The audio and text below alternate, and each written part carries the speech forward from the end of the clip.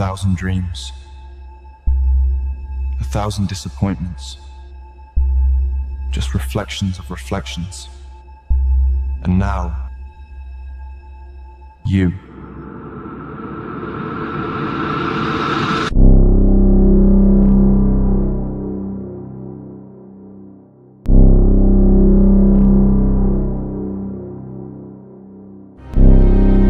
Who are you?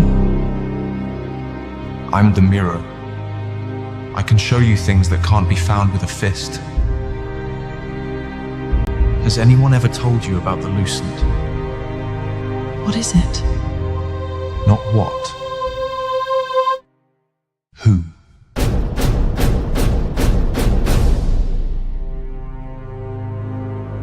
This world is not what you think it is. Shine a light on it. You may not like what you find. And the brighter the light,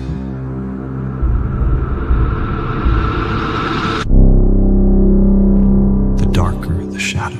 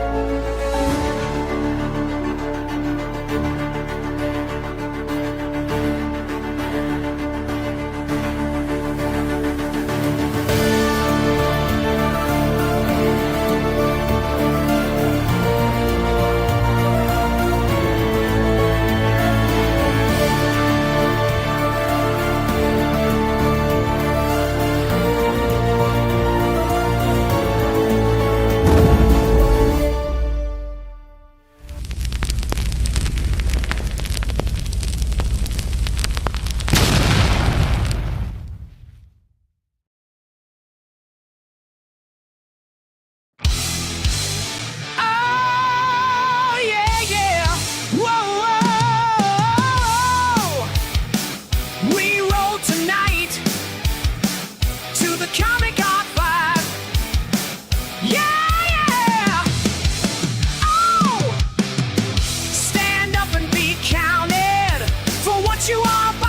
receive. We are the artists. We'll give you everything you need. Hail, hail to the good times, 'cause comics got the right of way.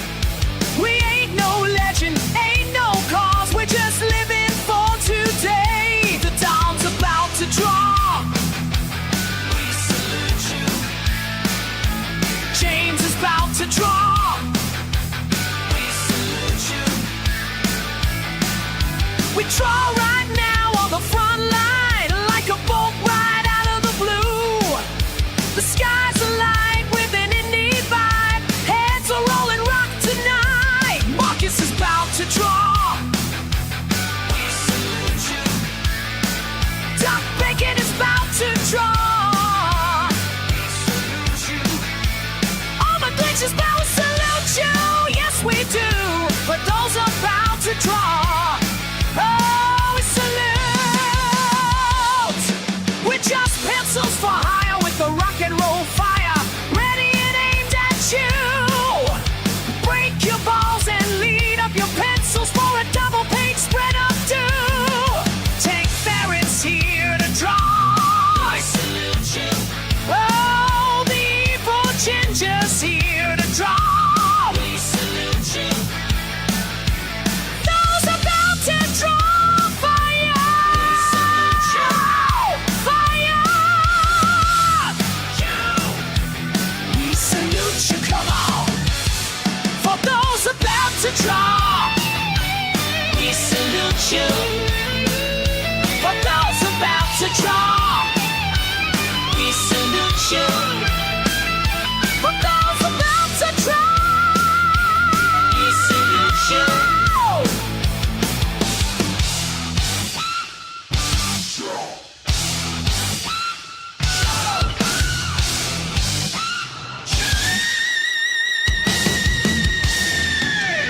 How dear is here to link all them chains. Mama Donna's kicking ass and taking names. Get your sweet ass, I do. Talking indies and promoting books. We doing it for real. No, we ain't no crooks. We salute you. Yeah. We salute you. We salute you. We salute you. The studio going live.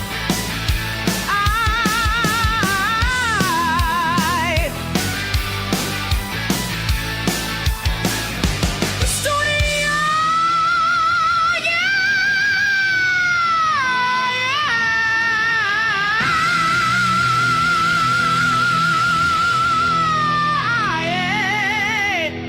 Freak it! Right. We're good now. Hey, everybody, what's up? I'm Don. How we doing? Welcome back to another episode of the studio, episode 38. We have an esteemed guest with us tonight, Michael Bancroft, creator of Lucent, friend to the show, friend to the community, ambassador of goodwill. Ladies and gentlemen, without further ado, let's bring in the bigwigs. We got John. How's it going? It's going well. How's it going with you? Not too bad. That's right. Yeah. We got Marcus. Hey, what's up, everybody? I'm extremely glad to see you, Marcus. Oh, thanks. Extremely glad. Did I do okay last week? Did I get enough info for you there? You did extremely well. I Yeah, think. too bad. Well, he said nice things about you and everybody else. So. Oh, Except- gotta work harder next time. Yeah. Work harder on your negativity. He's a nice guy. Very nice. Look at OMERGLITCH. What up, Almost people? I'm back. just glad Marcus is wearing a shirt. Thank you, sir. You got some big titties, boy. You know, I lost. Come on. I lost what now? 15? we got DUCKBACON. And I am just lost saddened like by the 20 fact pounds. that Marcus is wearing a shirt. I lost like 20 pounds or something. 18 pounds? Something like that. Apparently, James is too busy assaulting the WB head or running the airport to be with us tonight. I don't know what's going on with him. But He's telling the I others. didn't lose as much money as Don, but I lost weight as Don, and I lost as much money as Don, but nobody I has lost lost so some much weight. money as me, dude. Nobody. I Black haven't Monday lost as was much weight as terrible. you yet, but I'm working on it. That's what I'm trying to give you a compliment, but I fumbled my words. Sorry. Ladies and gentlemen, boys and girls, dogs and cats, reindeers and rain mooses, it is Mr. Bancroft. How's it going? Hello, Good Mr. morning, Bancroft. everybody. Good morning, sir. How are you? It's 9 a.m. Congratulations on the successful, overwhelming successful launch of your comic. Dude. That's late, Yeah. Mr. Bancroft, 9 a.m. Like that, 5 a.m. oh my God, I'm still just in a, I think for the first couple of days of a campaign, you're in sort of a bit of a deer in headlights. That's me at the moment. Yeah. I woke up and it's almost, it was over 10K and almost at 200 backers. I was like, what? Yeah, I went to bed saying to Mel, we could get 150 backers on day one. I mean, you Now it's are almost at 200. slaughtering. I think right now, let me refresh. I love that spinning number. 10,614 United States dollar dues. Yes. 199 backers. The Lucent Fractured Mind prequel comic both covers live right the frick now. $25 on the lucentcomic.com. The roll up in there. 25 for two. 25 $15 if you just want one. Wow. And taxes included. Look at this guy. Is that like $1 million in shipping? No, it's $12. Oh, that's You haven't gotten the Lucent yet, Omer? Yeah, Omer. No, what do you, I'm not a cool kid. Kick I'm Omer. not a cool kid. Kick Omer then. I may have Wait, to. We only I have have a Lucent PDF. backers on Do I this have it? on That's this show. What's going on? Oh, Eric says the stupid number isn't updating. All right, let me go in because it isn't an automatic refresh thing. It does like every hour or so, but I have to push it if you're streaming or something. Okie dokie. Well, in the meantime, let's welcome the chat. We got, of course, Mo Biggs. What is up, sir? Hey, Help chat. Well done on hitting 10K, Bancroft. You damn right. Thank you, Mo. Got Couldn't have Jeremy done it first. without. We got Dillard in the house. What's up, buddy? Got Derek Clay, the Dukester. Duke. Some guy, Marcus Kelligrew. He's in the yeah. chat. I don't know who he is. Extreme. I don't know who I am. I heard he's extreme. I don't know. I'm having issues myself. This guy, some guy, wannabe comic book artist, writer kind of guy, Bancroft. I don't know. We're going to have to look into this guy. Look into my sordid past of rollerblading. What does this mean? What does this mean? No fisting. What does this mean? People were laughing because in the trailer, Damon says, "I can show you things that can't be found at the end of a fist." So my Yeah, it's best to warn this crowd. That we don't know. Yeah. Corey Landis, what's up, sir? A spooky Lucent video, as I've come to expect. No wonder my Verified badass trailer. Also, F.U. Bancroft from Dillard. F everybody. And when I say F, I mean be fantastical. go back to Well, book. when I say F, I mean F. There's no fooling around here, buddy. That's right. We F hard. I'm having. Oh, thank you for the hard compliment earlier, Marcus. I appreciate that. I try. Yeah. Yes. I try to repost everybody, whether I Smart. like them or not. You know how that Hail, goes. what's up? Well, I got to get this light out of your guys. You got this greasy guy, Hail off from Duck Bacon. Yeah. Mo Biggs giving me grief about my comic book trailer, 30 years in the making, rookie numbers. Wait until your great grandkids see it. Yeah, you're damn right. Wow, so many people showed up for Bancroft tonight. Hal Deer, of course, our moderator extraordinaire, new bigwig, newly minted bigwig. What is up, sir? How are you? Just took a year. Just took a year.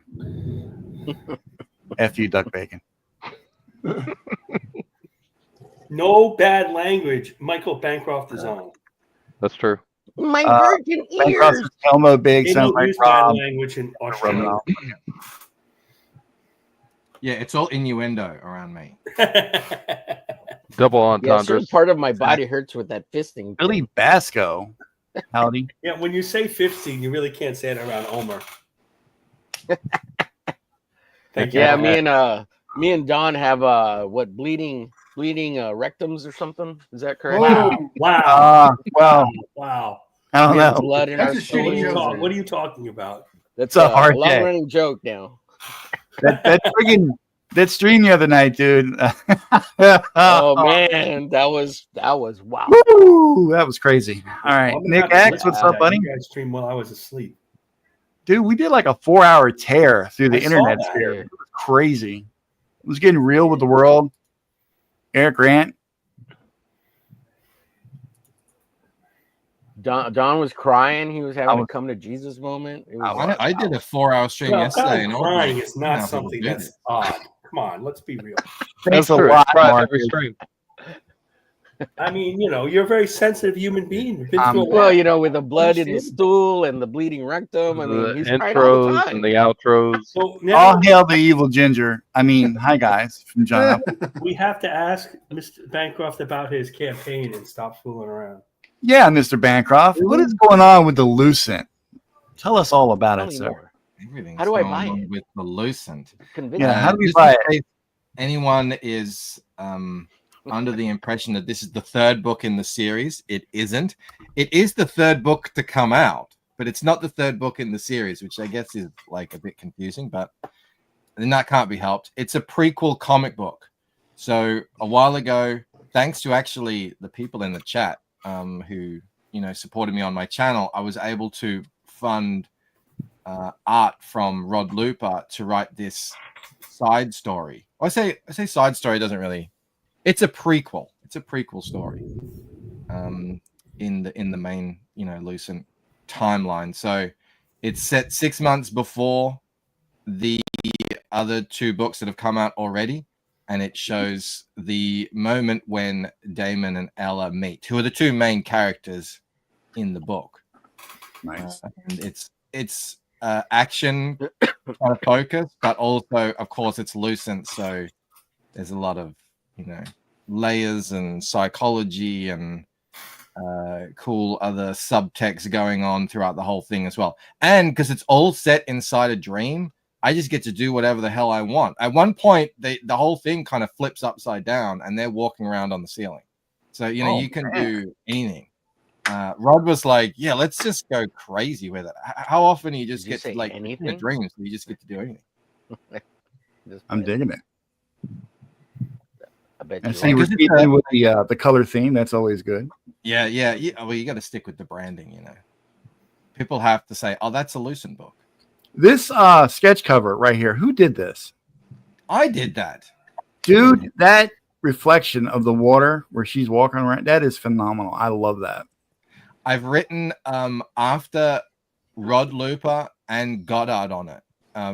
So Rod is obviously my artist. I saw this amazing Raphael commission that I think it's Patrick Goddard, who's an artist I found on Twitter, did. And I was so enamored by the commission. I was like, that's what I want to do for my sketch cover.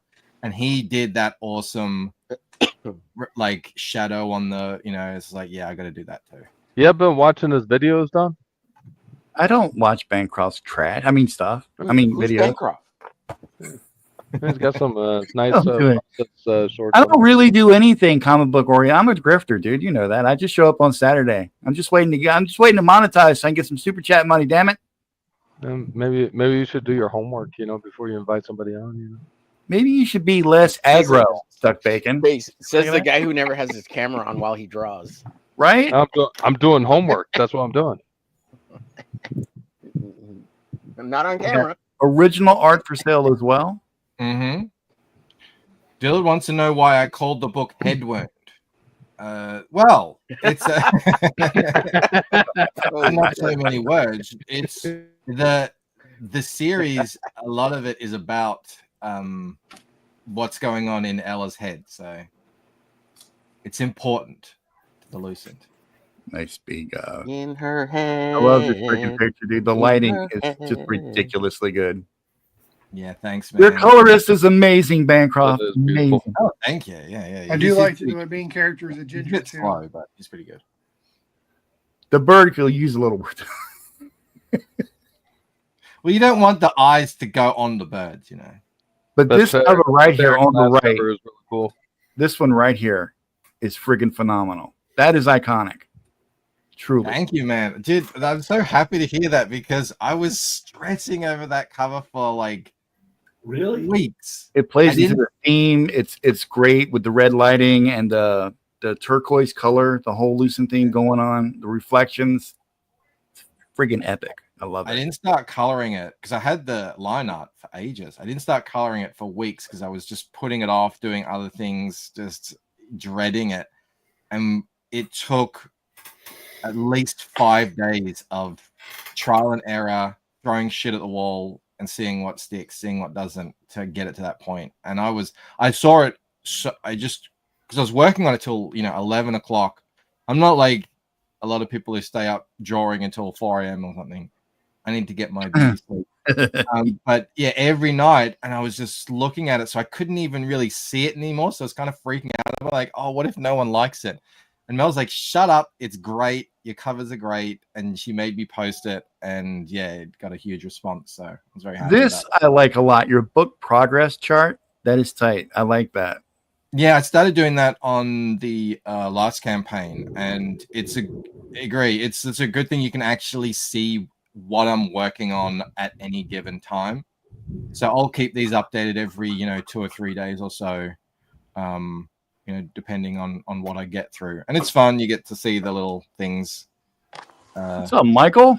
How's it going, fellas? Ortiz, Going, co-creator of Arachnis. What's up, buddy? How you doing? Thank you for joining us tonight. Michael Ortiz, Michael Bancroft, Michael Ortiz, legend. I think I know Michael. I've seen your book. It's really good. Thank you. Thank you. Yeah, I'm familiar with your book too. If you guys are digging this, hop over to the lucentcomic.com. The link is pinned in the chat. Get your copy today. Or and if you were on the mailing list, you have a special code that you can use to get $5 off any perk or bundle or whatever that has the Fraction Mind comic in it. Mm-hmm. And that only goes for another hour and a half. And then see the little white square here. This is back here. Do that. Yeah, exactly. Do that. Hello, my sweetie pie. There she is. Hey. Mama Donna in his house. Hello, Mama Donna. Hi. Everybody loves Mama Donna. Damn That's you, right. Bancroft. You're just too good, dude. You're just too good. Well, thank you. We got the character. I'm actually trying to draw some new trading cards. We'll see how that goes. All right, hang on. Let me give Mama Donna a minute. So with the prequel, are you going like back, like with your mythology too? Are you That's going what like prequel means, numbnuts. Not with the mythology in this one. I want to do that in another one. Okay. I want to go back to. I want to do like a Viking versus wizard book. Vikings that are fun. like ties in as well. But this one is more about what's going on inside Ella's head and how. Whoa! Look at this dude. He's having all kinds of skincare problems. He's been like that for quite a while, so he's kind of used to it, you know. Nice. I kind of, like when I saw Rorschach, I didn't realize his thing moved. I just didn't. You never saw that? Yeah. Yeah. So then you when ever the read it? movie came out, I was like, "Oh, it's cool. It moves. Oh, that's way better." That's Did you what I was read the thinking with that Watchmen? guy as well. I It's just know there's a Mo Biggs comment coming from that one somewhere. slowly Gotta happen. cracking and kind of moving like lava. That's how I envision that guy. That's awesome. But Mama Donna got a hail from Mo. I love it. Corey Landis says, put some ninjas on it while you're at it. Well, the Lucent goes back to the beginning of pre-civilization. So ninjas are in that history somewhere, and the Lucent are everywhere. So never say never. We all know what Bancroft sees when he looks at a Rorschach. Mo, keeping it real. Mm. Yeah, I gotta tell you, man, this is good looking stuff right here. James Morrow, Alexander Renstrom. The care you put into their names. Good stuff. A lot of thought. Mesh. There he is. Meaning. I'm like one of those writers that like to, you know, give the names actually have a little bit of importance to them or meaning behind them, even if it's hidden. He looks so sad, like when Rob's on a art chair and he sees something he doesn't like, he just kind of screams, "No!" Yeah, but Rob doesn't like anything. No. So it's actually, he does like something sometimes. I should. He'll slowly come around one day. So yeah, man, there's some good looking stuff there. We're doing it. I have a question. Ask away. Does Ella wear earrings? No, she doesn't. And she probably should, because most women do wear earrings. And that was, I remember at some point when my daughter got her earrings, I was like, I just was daydreaming, thinking, you know, I never drew earrings on Ella. I never. Because I didn't see any. And when I don't see it, I often just draw like pearl earrings. And these are the things I think about. It's not not that she wouldn't wear them or anything. It's not like, oh, she hates earring. Like it's probably just an oversight. Oh, I don't think it's not an oversight. It's just not, it's not something thought of. It's not that big a deal. Yeah, I think it's fine. It's a very big deal. I just wanted to add them in and then not be right, you know. Oh, yeah, like she can wear earrings. It's not a thing. Roy says, have I thought about gradual color holds on her face, maybe around the edge to create a 3D effect, maybe a color hold with some motion blur? Roy, I tried everything.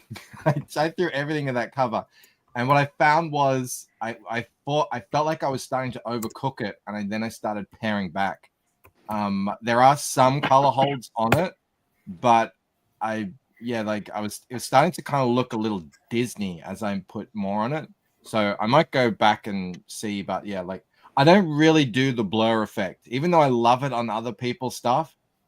I don't know. I have something where I sort of said, all right, in my book, there's not going to be that effect, just because I was like, I kept adding in different things and it was slowing me down. And now it's just sort of like, oh, I don't do that in the Lucent, you know? But yeah, I did try it. Hail out to Roy in the chat. I'm going to pop over to Twitter and see if James has sent a message or anything. Nope. I thought James was ready to come on. Yeah, he's usually the first one in the green room, but usually, yeah, I was a little late. I was trying to pair my earbuds to this computer. You might be having storms in this area. I don't know. I have storms in my area. Yeah, you guys have been getting horror pretty much the last couple of days down in North Carolina. It's been big storms down in the south, hasn't there? I heard that. Yeah, but that doesn't bother my internet. I have fiber, so Michael, it should be fine, unless you don't like to hear the rumbles or I lose power. I should be okay. Michael, is Lucian a witch? No. So the Lucent refers to the people in the story, and it's basically anyone in the story who is sort of part of that. So your redheaded character is she a witch? No, she's not a witch. I mean, maybe people would have thought she was a witch in the past because they didn't understand like what she is. Right. So that would actually be kind of a cool little like historical thing with it. No, she's not. It's I guess you could call it magic, but I'm not really calling it magic. It's not really like there's no scientific explanation or anything behind it. I'm just calling it like a sort of a fantasy, but kind of more of an urban fantasy. Right. I'm trying to do something different that at least I haven't seen before. The powers exist and they kind of tap into them through their dreams, or at least they learn that they have them and develop them there. So it's kind of its own thing. But I mean, I guess she has powers, so you can do things.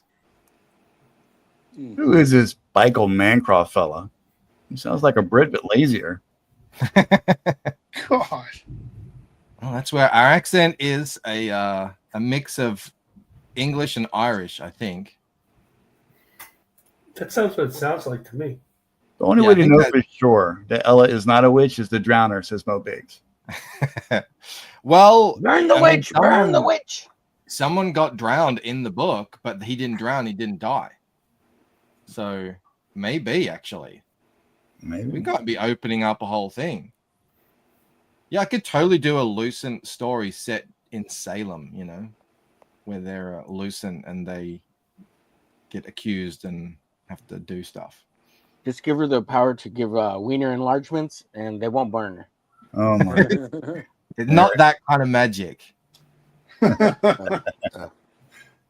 It's not like Harry Potter. No, so they're not lucent dreaming into a wetland. This is not one of your memes, Omer. No. There are some people who want me to write that story. Don't you worry about it. Ooh, That's Damn. Morning Wood stories. Boom. The Lucent Sounds like a winner to me. Wet dream. I believe that's going to be what, book 4, book 5?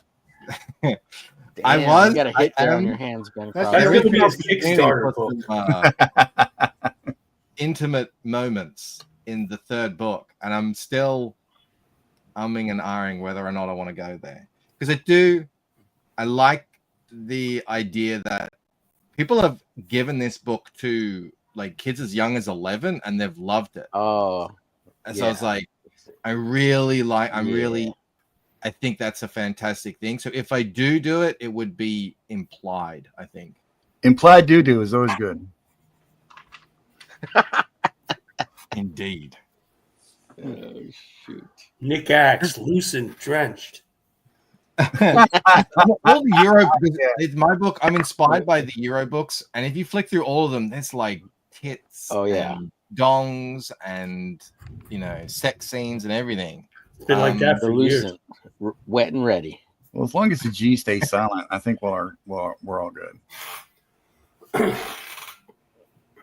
Well, I mean, you are from Australia, so you could go, French. What do they call art designes style? You know. You could Yeah, I mean, that's sort of European. That's kind of where I started with it. Yeah. So, What did you say about your peen, Omer?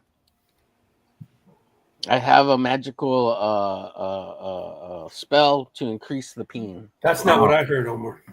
That's not what I heard either. It's all over. It was all over Heroes Con too. No, well, not really. I have enough problems. Well, I made an effort to try to spread the herpes, but Hey now, didn't quite go right. spread the love. Commie Mark says, With "Hail the the- mods, hail the with the love. spam." The love. We only hail spam with We bacon are. around here, Commie Mark. Not the Canadian kind. Alex Yes, you CRB can. wants to know if we noticed a flash in Bancroft's eyes when he said dongs. I did say a little twinkle. Hey, Bancroft, I did meet Camel Moon very quickly at yeah? by the way. Nice, dude. Did you meet anybody else of any kind of notoriety? Maybe. I met lots of people. You have to pay me for me to tell you, but that's How about Okay. that preview? That preview that he made, the AI one for the Lucent. Oh yeah, yeah. That was crazy. That was awesome. He just, I hadn't really spoken to him very much for ages at that point because he was sort of just off on a break from the internet, and he just messages me out of the blue and is like, "Hey, He was I wanna out show on a you something." walkabout. Yeah, he went on walkabout, He went and on a I was like, walkabout. "Oh yeah, okay," and that was that. I was like, "Oh my god." It's like I spent half a day on this. Like, what? So I'm going to ask the question probably other people have asked you, so forgive me. Were you inspired by the Matrix in any way, shape, or form? I had my story. I had this story going for a long, long time. I mean, it's hard to say, probably. Yeah, like I had this idea for ages, but it wasn't a story. And then Let I me saw the rephrase that Matrix. question. Were you inspired by a movie that's like been in our culture for the past 25 years? I know, right? It's how do you not get inspired by the Matrix? Thank you, Duck Bacon. I watch it probably yearly too.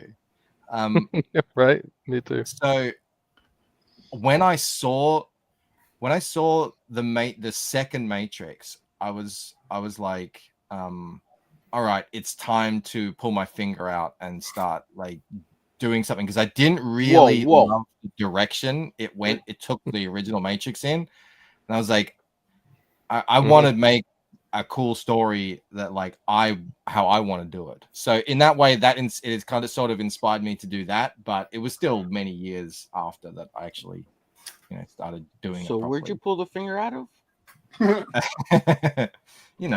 Wherever it was stuck. Do you guys not say that? Pull your finger out? No. No. It's an Australian. It just means like get off your ass. Yeah, I know. Yeah. Some of us are Depends on who we're with at the time. not giggle. Depends on who we were with at the time, You should really put your finger out. Well, I like to usually put my finger in. But... What? Parabur, I generally hang out with Andy and Dennis and Billy Tucci. Come on, Mo. Damn it. It's time to pull my finger out. He does it on purpose in case Valley Law's listening. Gotta keep all our ducks in a row. I go 2 fingers deep usually, but What if the Wachowski brothers, now sisters, before they wrote The Matrix, were saying, "Hey, that's the shit." Well, Holy like shit. It's crazy, and it's not just The Matrix either. I mean, obviously, like The Matrix had a big effect on the look of a lot of stuff. Everyone sort of bit in that thing, and I fell asleep during The Matrix. Oh man, I love the first movie. I love it. I did watch it, but at first one I must have been tired from work, and I had to watch it again. Yeah, it's so well written, and action at the time especially was just like Yep. But it was great. Is everybody drawing Isham? Is that how you say it? Isham? I'm drawing Ella. I'm drawing Ella. Yep. Okay. I'm drawing Isham. I'm drawing Damon. This is the Ella I started like a year ago. That's cheating. What? A year? What are you, James? Yeah, you Okay. can't say James and I are cheating anymore. I'm playing the role of James tonight. Back off.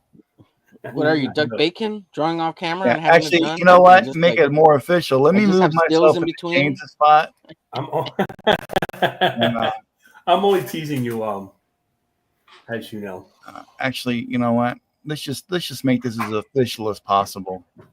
I will take on the mantle of James in his absence. I will do him proud. Mr. WB. Mm-hmm. It's like this, Don.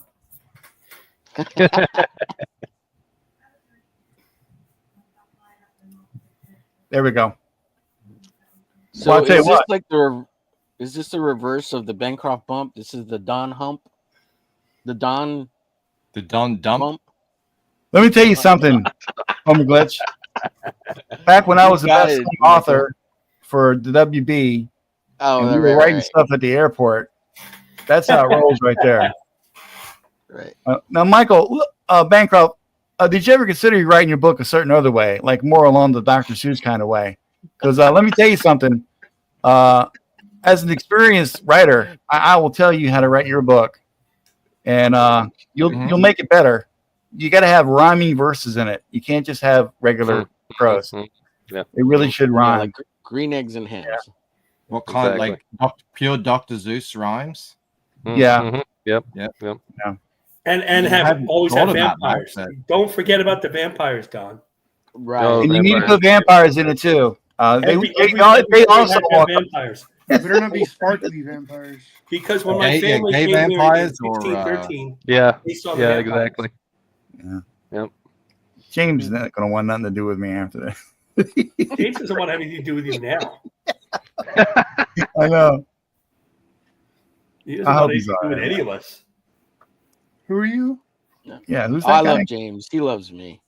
We're great. We're great. Yeah, sure. That's what you think. That was great.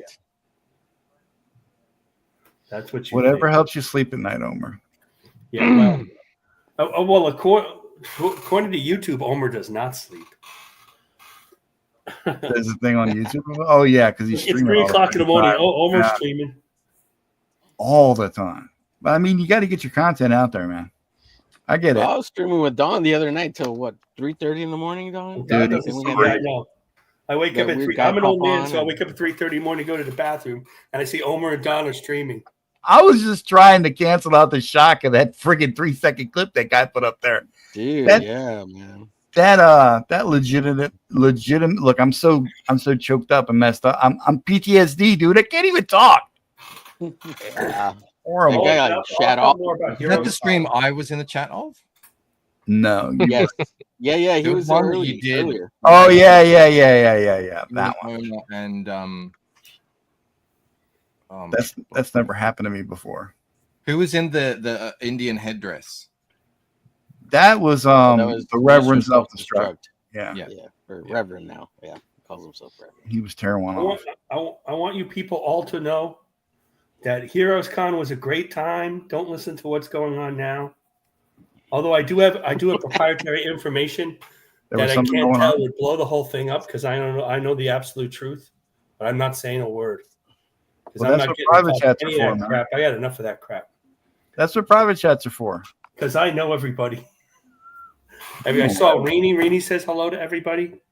Well, hi, Rini. I'll just say that she said hello to everybody. She didn't really do that. Did she say hello to me, Marcus? Just to me. No, not really. What?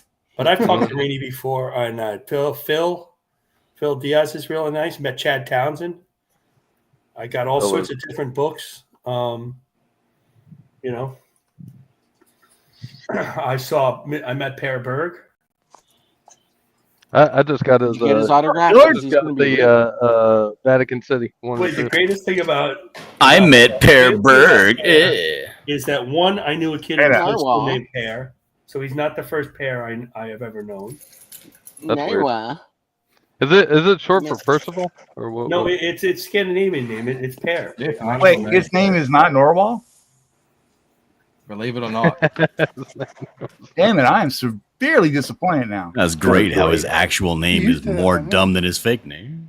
His actual name is Per, yeah. Mm-hmm. His actual name is P-E-R, Per Berg. P-E-R, that's right.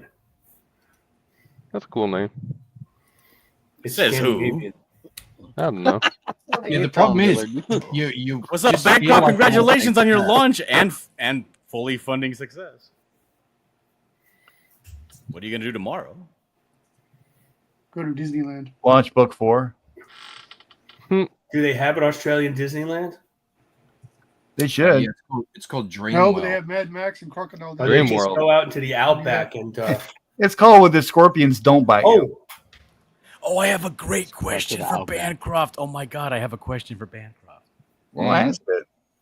Okay, as an outsider to the United States, in California, we have Disneyland and Universal Studios Hollywood. Mm-hmm. In Florida, they have Disney World and Universal Studios Florida, Orlando, right? If you live in California, does it make any sense at all to plan a trip to go to Florida to go to Disneyland and Universal Studios? No. Well, what if they have a better one? Yeah, that's what I was like. Back in the 90s, there used to have this show called Full House. I feel like this is a trick question. Well, this is the thing, right? Back in the day, this show Full House and all these shows in the 90s were they were getting paid to really try to pump up Disney World. So they would have shows. They were live from Disney World, and they would do their shows and all this stuff. So it was every kid's dream to go to Disney World, even though we had Disneyland 40 minutes away. And my wife wants to take the kids to Disney World, Florida, when we have Disneyland and Universal Studios just a hop away, right down the freeway. Okay, yeah. As a foreigner, we don't just differentiate. Disneyland, Disney World, it's all over in America, you know, and I think it's in Europe. Like the only difference that I can tell is that it's more walking, and there's an increased chance of getting eaten by an alligator. Is there a point to all this? That's true. Stay out of the lake, should be fine. Do you have a point? The thing is, if you've already been to Disneyland a bunch of times, going to the other ones completes the unity of like visiting all the ones in the United States. Yeah, that's true. That's true. I think it more depends. And on I've Like, been to both. what if you live in California and you're constantly going to Disneyland? I think it's more depends on what you want to see because there's different things in both parks. Yeah, that too. But is there? Yes. Whatever. But Dillard's like, I don't want to spend the money. Dillard's I question. don't want to spend the money. I don't know. I've never been to Disneyland or World or any of it. Really?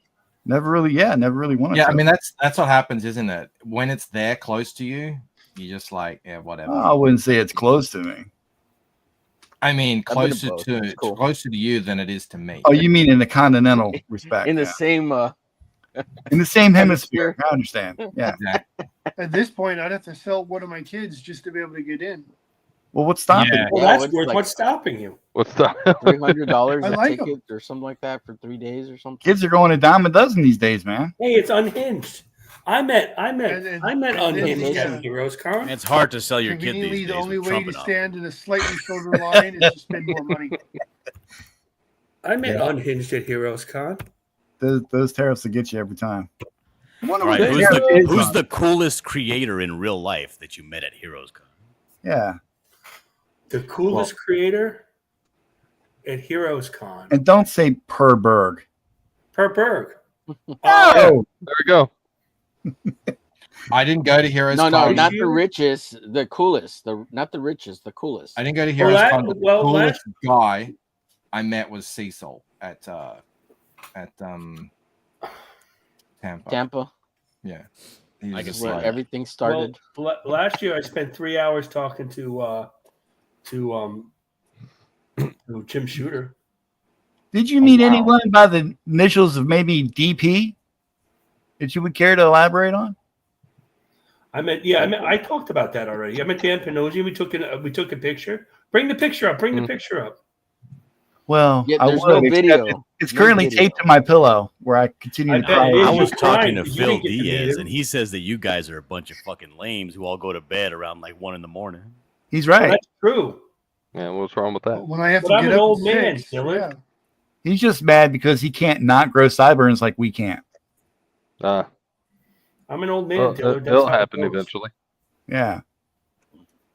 Just That's my relax. problem, though. I don't get out much because I'm an old man. So when I go did out, you- I don't did- ever want to go home. I just want to stay out.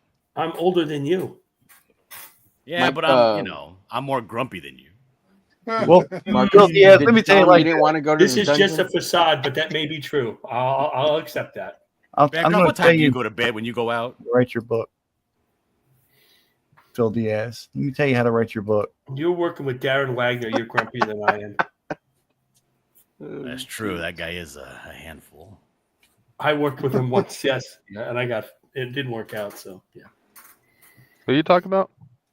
Yo, mom. Right now. Oh, okay. Dylan knows. That's what I wanted to say. Yeah, we're talking about a guy Got him. named Darren Wagner. He's the writer of the book Demifoot.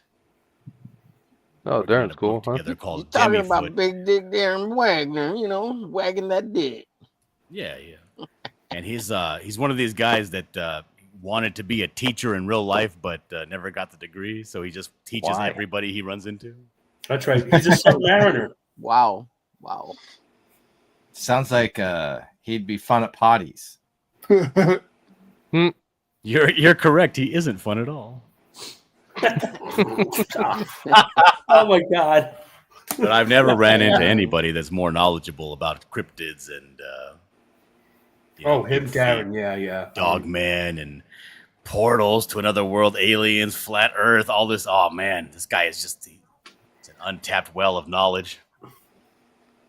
And I mean untapped because nobody wants to hear it because it's his monotone delivery. Oh yeah. I used to talk to him on the phone. This is now 20 years ago, 2009. I worked with him. Again, it didn't work out. I held a lot of resentment for a long time, but I don't have the resentment. Damn, do you want to talk about it to somebody that's not me? No. Don, your life is resentment. Marcus is like, I drew that book, Demifoot. It didn't work out. It's a joke. I don't know. Yeah, what book were you working on with him? He wanted to do an image pitch years ago with these characters. This group called a medical first responder superheroes, except they're like one's a nurse and one's a doctor and one's a floating hospital. Oh stuff god, like all the people that say like these are the real floating heroes. hospital. right. And we decided, and then, but I had started. It's kind of my fault because I had just moved here and I had just started a job with AT&T, and I was working like 60 hours a week, and it was very difficult to get anything done. That's a real man. I was installing UVerse and stuff. So he said, "Oh, you're too slow. We can't do it." And I'm like, "Okay, what can I tell you?" But I was like, I didn't know there was a real big deadline. I was trying to figure out getting an inker to make it faster and stuff. I don't remember. Bancroft, you are incredibly productive for doing so much on your own. What is your average rate of speed for pages? Oh, I got a lot faster doing the trading cards. I don't really have an average speed. Like for instance, let's say you weren't the creator, right? And you were a freelance artist.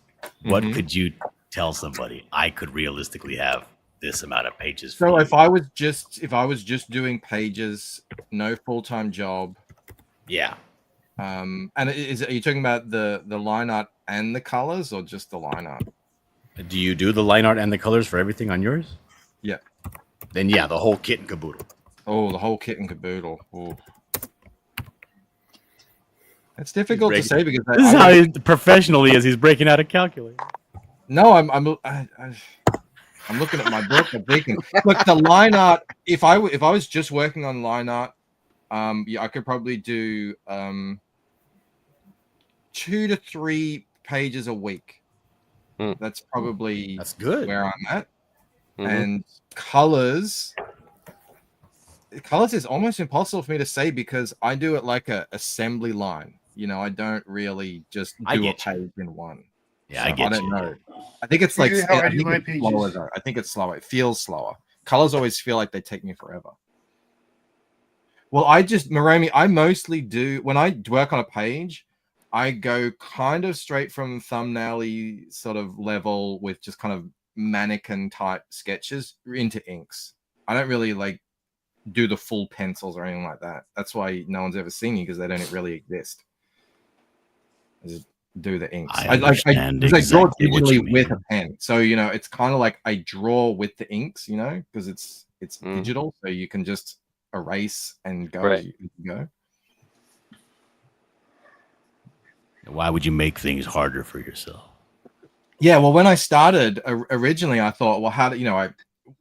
When I was like, all right, I want to turn my story into a comic. Okay, so I go onto YouTube and like, how do you draw comic books, literally? And you know, I just start watching a bunch of videos and stuff. And I've got my collection I can kind of look at and say, oh, well, that's how they did that, whatever. But you know, so like, you know, I learned a bit more. I mean, obviously, you know, growing up comics, you know about the process. I knew there's pencilers, inkers, and all that sort of stuff. So I was just, okay, well, I'll start with the pencils. And pencils is easier because you don't have to be, you know, very accurate or whatever. And then I was doing that and I'm like, whoa, this is taking forever. This is like crazy. Why don't I just draw with the digital inks? That would be so much quicker. So I just basically started with that and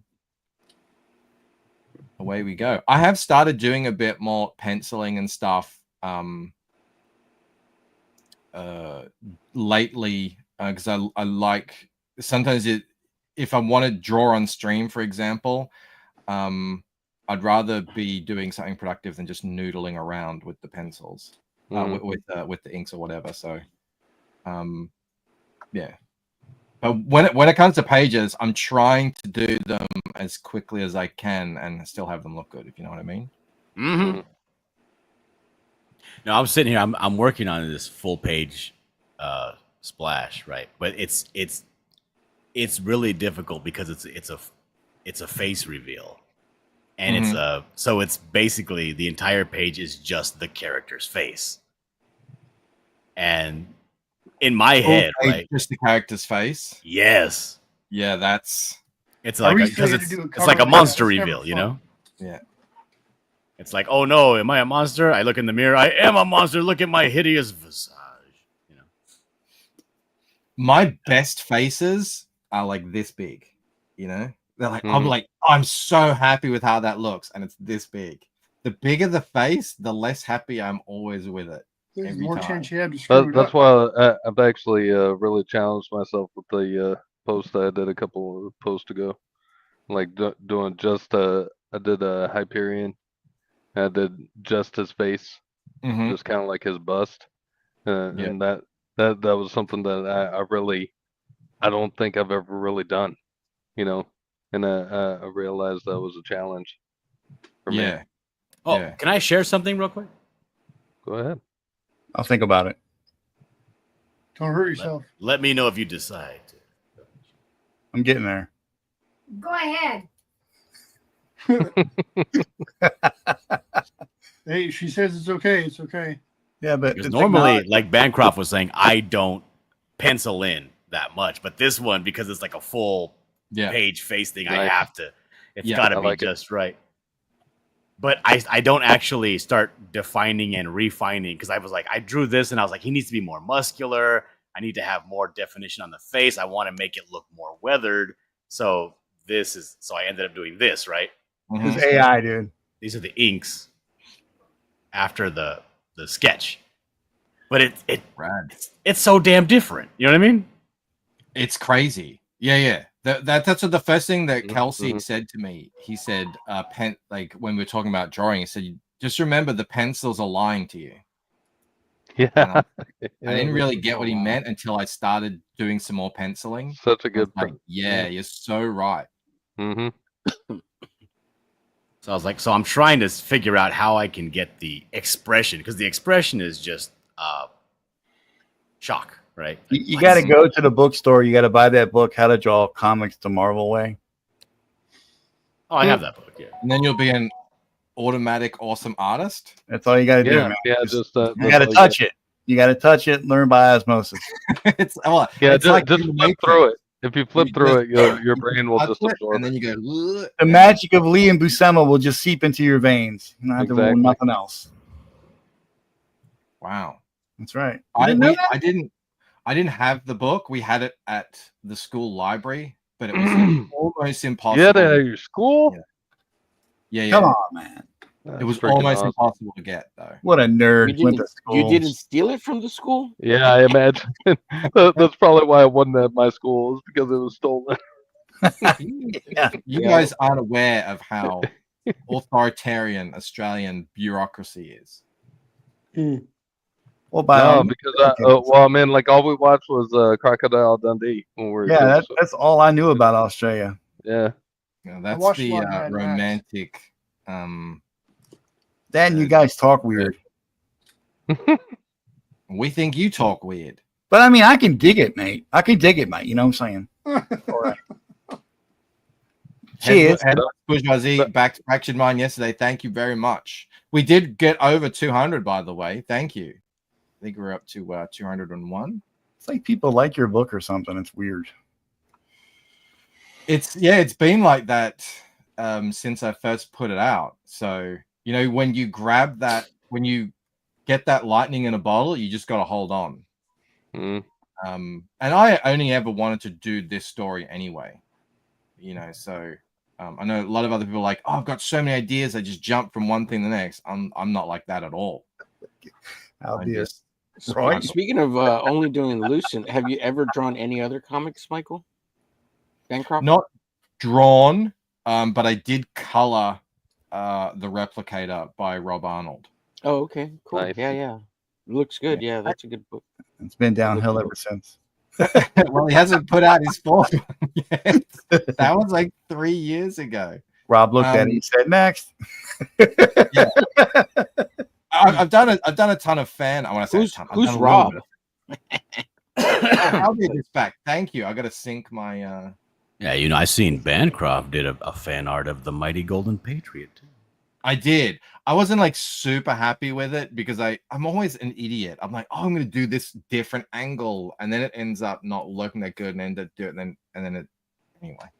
I mean, I enjoyed doing it. I'm happy that I did it. And I used a paintbrush and everything, but Yeah, I used all my real tools, trying new guys. things lately, and it's difficult. I'm sorry. What did you say before you said it was difficult? You said it was I'm hard. just saying, I've been trying new things. It was odd. Oh yeah, trying new things is always it's always a fucking crapshoot. And I say to my wife does the same thing with her cooking. My wife is an amazing cook and baker. Oh, next, fire her. I'm gonna make this cake, and I'm like, amazing. And then she says, "Yeah, I tried a new recipe, and your old one is so good." But every single time she tries a new recipe, but I get it now. You always are trying to do something. Hey, I tried putting peanuts in it this time. Why? Yeah, I'm only allowed in. Go sit in the corner with an allowance. I reserve that stuff for the bedroom. Trying. Creative Faye. New She knew things. Australia was originally a prison colony and had insane COVID laws. Yeah, you guys had some crazy ass COVID laws going on. You and New Zealand. we had the longest continuous lockdown in Melbourne, where I live, of any country in the world. No, you know who had some crazy COVID laws? The entire world, including America. Bunch of retards. Not China. I almost died of COVID. That was fun. China's like, come on over and get some. I almost died of COVID too, and then I remembered I was a man. And I just went back to Yeah, I was in a coma though. Damn. Lazy. Yeah, there were a bunch of people that it hit. That's bad. funny. I have to go. I'll give you that one. Lazy. Oh shit. That's good. My friend and editor, he was on death's door, and they didn't expect him to survive. His oxygen was so low that it took him about 6 months to a year to get back to his normal self. He went loopy, and he was using his ninja skills. He was in everyone's DMs, just like saying weird stuff. And after it all passed, he was like, it was clear in my head and what I was saying, but it all came out as just like weird stuff to everyone. Everyone was messaging me like, "Oh my god, Joe's lost his mind." I'm like, no, he was just oxygen deprived, and they said it's going to take a while to remake those connections. But yeah, he got hit bad by it. One of the ways to do a face reveal is how Kirby would use at least two actions to depict whatever the scene. What is this, Hardaway? He's speaking gibberish. I got He's talking about actually making comics, for God's sakes. Absolutely not. I got COVID twice, and the biggest thing that I had to deal with was this weird fogginess for like a year. Twice? Yeah, I got it twice. As in, like, some people just weren't meant to live. He just wanted to make sure he got it right. Well, I survived, so yeah, I was meant to live, Dillard. And I didn't go to the hospital. Damn you, modern science. I just got it twice, and it was like a really bad cold. I was in bed for like 2 days on one of the times. And I woke up and just had a cold. That was it. Marcus is over here like, Jesus, I died. Almost died from I this. woke up and I couldn't breathe, and then my wife said, "All right, we'll take you to the hospital." And then I said, "No, call 911. I'm going to die." And then I found out, like last year, after all the other couple of years, that if she waited 11 more seconds, I would be dead. So that was good. No, well, I woke up like Dillard. Because I said, I had I'm a man I have on the asthma. third day, and I went outside and walked for like 2 hours, and I was like, I feel really bad, but I'm walking, and I sweated it all out or something. Fuck like, yeah! Wow. Yeah. But I have asthma. I was like, and I I had wanna it with die. pneumonia. It wasn't just COVID. I had it with pneumonia. Oh, Marcus, it's not a goddamn competition, dude. You don't have to keep up. I had COVID, but it was with herpes. I'm not too, up in so- it. That's how it was. Like, oh And yeah, then I got had AIDS COVID. on it. Yeah, well, I had it with pneumonia. Oh yeah, well, I had cancer too. Jesus, man. Wow, Don, you're an a-hole. I know. We all know that. You just realized that, Marcus? Just keeping it on point, man. Just trying to make you feel glad that you're alive. Trying to keep everybody entertained with death talk. That's always good. That's right. Yep. At least we can all agree that Marcus is a wimp. We're just trying to fracture your mind tonight, people. That's all. Exactly. Well, he's Keep it strong coming. enough Up to to still be there. 205 backers, by the way. That's what's up. I gotta say, I feel Well- really lucent after this discussion. Wow. You know what lucent means? The word. It is an actual word. I You know, don't. I'm a pro at lucid dreaming. Google's Well, our friend. most people assume it has something to do with lucid, which Uh-huh. it's got half the word in there. It Mhm. actually means shining, as in illuminated. So back in it's an archaic word. So back in the day, you could say, the room was like lucent with candlelight or something. Like gleaming. I'm gleaming. So I don't love the So- word gleaming. It sounds a bit like glistening. So what Right. what is the understanding that we need to understand when reading the lucid? What the hell?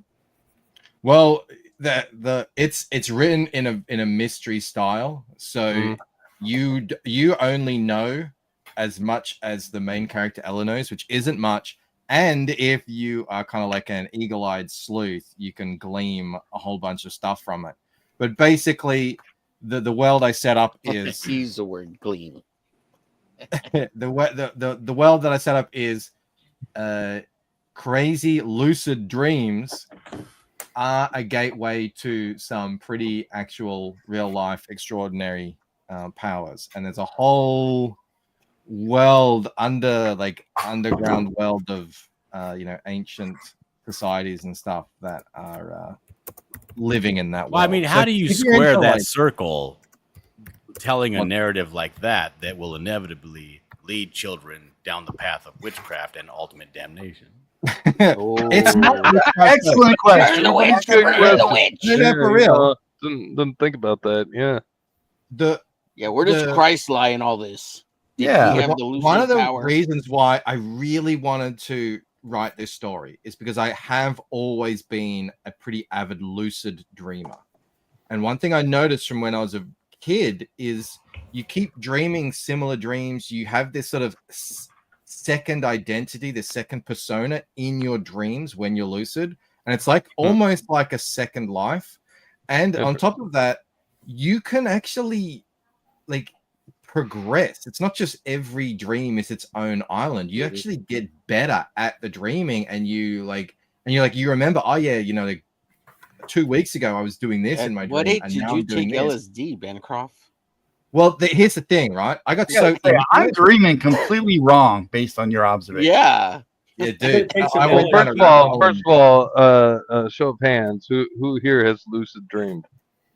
Show of hands. You're an avatar. You have no hands. I don't dabble in witchcraft. Darn it. Well, anyway, I learned that there's this technique you can do. It's called wake-induced lucid dreaming. It's basically like a kind of meditation where you actually enter a lucid dream from a waking state, and it is insane. It's like this crazy hallucinogenic experience. I feel like we need to give this guy intervention. No, it's kind of life changing. That sounds It's really wild. cool. It's actually called wild, but it's really crazy. And anyone who's done it is just like saying, you have no idea. It's completely natural. There's no drugs involved. It's your brains has the power to do this. And I just thought, wow, that is so crazy that this exists, and no one really knows about it. No one talks about it. I mean, people in Because there's history. no drugs involved. Nobody cares. Well, but that there is a chemical. It's interesting. I'm actually, other than Don, I'm actually interested because when I did have COVID, I was under. I had so many like lucid, like I was living a different alternate lifetimes, like 7 or 8 of them. That's called transitioning, Marcus. Yeah, there's this movie that came out a long time ago, starring Keanu Reeves and Lawrence Fishburne called The Matrix. It was like, and in that film, Neo, Keanu Reeves' character asks, so this isn't real, and then Fishburne goes on to talk about, well, what is real, right? What is real? So how the problem that I see with this, right, is how then are you going to differentiate your lucid dreams, your waking dreams, your living nightmare from your actual reality if it's all real to you? How can it not affect your real life in a negative way? Are you talking about in my story? Is that what you're saying? No, I'm talking about in real life and your fucking witchcraft, Bancroft. Real life? In What real the life. heck are you talking Well, about? you know, as profound as the experience of wake-induced lucid dreaming is, it didn't really affect my life in any way other than I tell people about it and they go, oh yeah, cool. You know, it's like you can't, in the Matrix they say you can't tell someone what the Matrix is. They have to see it for themselves. It's the same with this kind of really intense lucid dreaming. You can't just tell people how real it is and how crazy it is. They have to experience it for themselves. So it doesn't really have any impact, I wouldn't say, other than it might change your perspective on life. Because I accidentally had a lucid dream a couple times. No, dude, that's called a wet dream. You're supposed to have. No, I know what a meditation wet for that. dream is. I'm a virile man, a regular. What fellow. happened? But in this dream, I remember having I had a conversation with my wife, and then later on, I couldn't really remember whether I actually had that conversation with her or if that was just part of that dream. And I think if you interact with other people, or you do things that aren't fantastic, things that are normal human things, everyday things, mundane, that would start to meld together in your actual memory. I think women go into lucid dreams a lot because we're always getting blamed for shit that didn't happen in real life. Yeah, you get blamed for like, you cheated on me last night. I swear. It's like they had these big dreams of this whole story scenario. That You wake up, you say, oh, you can't prove that. They're like, were you paying attention? No, baby, I was lucid dreaming. I have no recall. I didn't watch the movie Inception. Alex VRB says they answered that in Inception, Dillard, sort of. I didn't watch that. How did they answer that question in Inception? It's multiple choice. It's been so long since I've seen Inception. I don't really remember much of it. Yeah, they walk on walls in Inception, don't they? Yeah, that was cool. I really liked that. Well, my top is still spinning, so I think we're good. What? Well, you know, when for writing Arachnus, for instance, you know, my character deals a lot with a lot of like the idea or the philosophy of the universe being made up of just vibration. Everything is about vibration. You know, according to the Bible, when God said, "Let there be light," that had everything to do with vibration. Everything that vibrates is, and you can see it. And now, wait a second, you got to explain that. That you just glossed over that. What does that mean? Well, it's like the Bible explains a few things at the very beginning in that very first phrase of the Bible, you know, the introduction, when it says, "In the beginning, God created the heavens and the earth," right? Right there, scientifically, we understand that simple phrase meant that God at the beginning created time, which is in the beginning, and the heavens is space, and the earth is matter, right? But then it goes on to explain how the earth was dark and void and formless and didn't have any shape. But God could see that it was dark and void and formless. He was able to see it. And he spoke at that moment and he said, "Let there be light." Amen. When he said let, that means allow.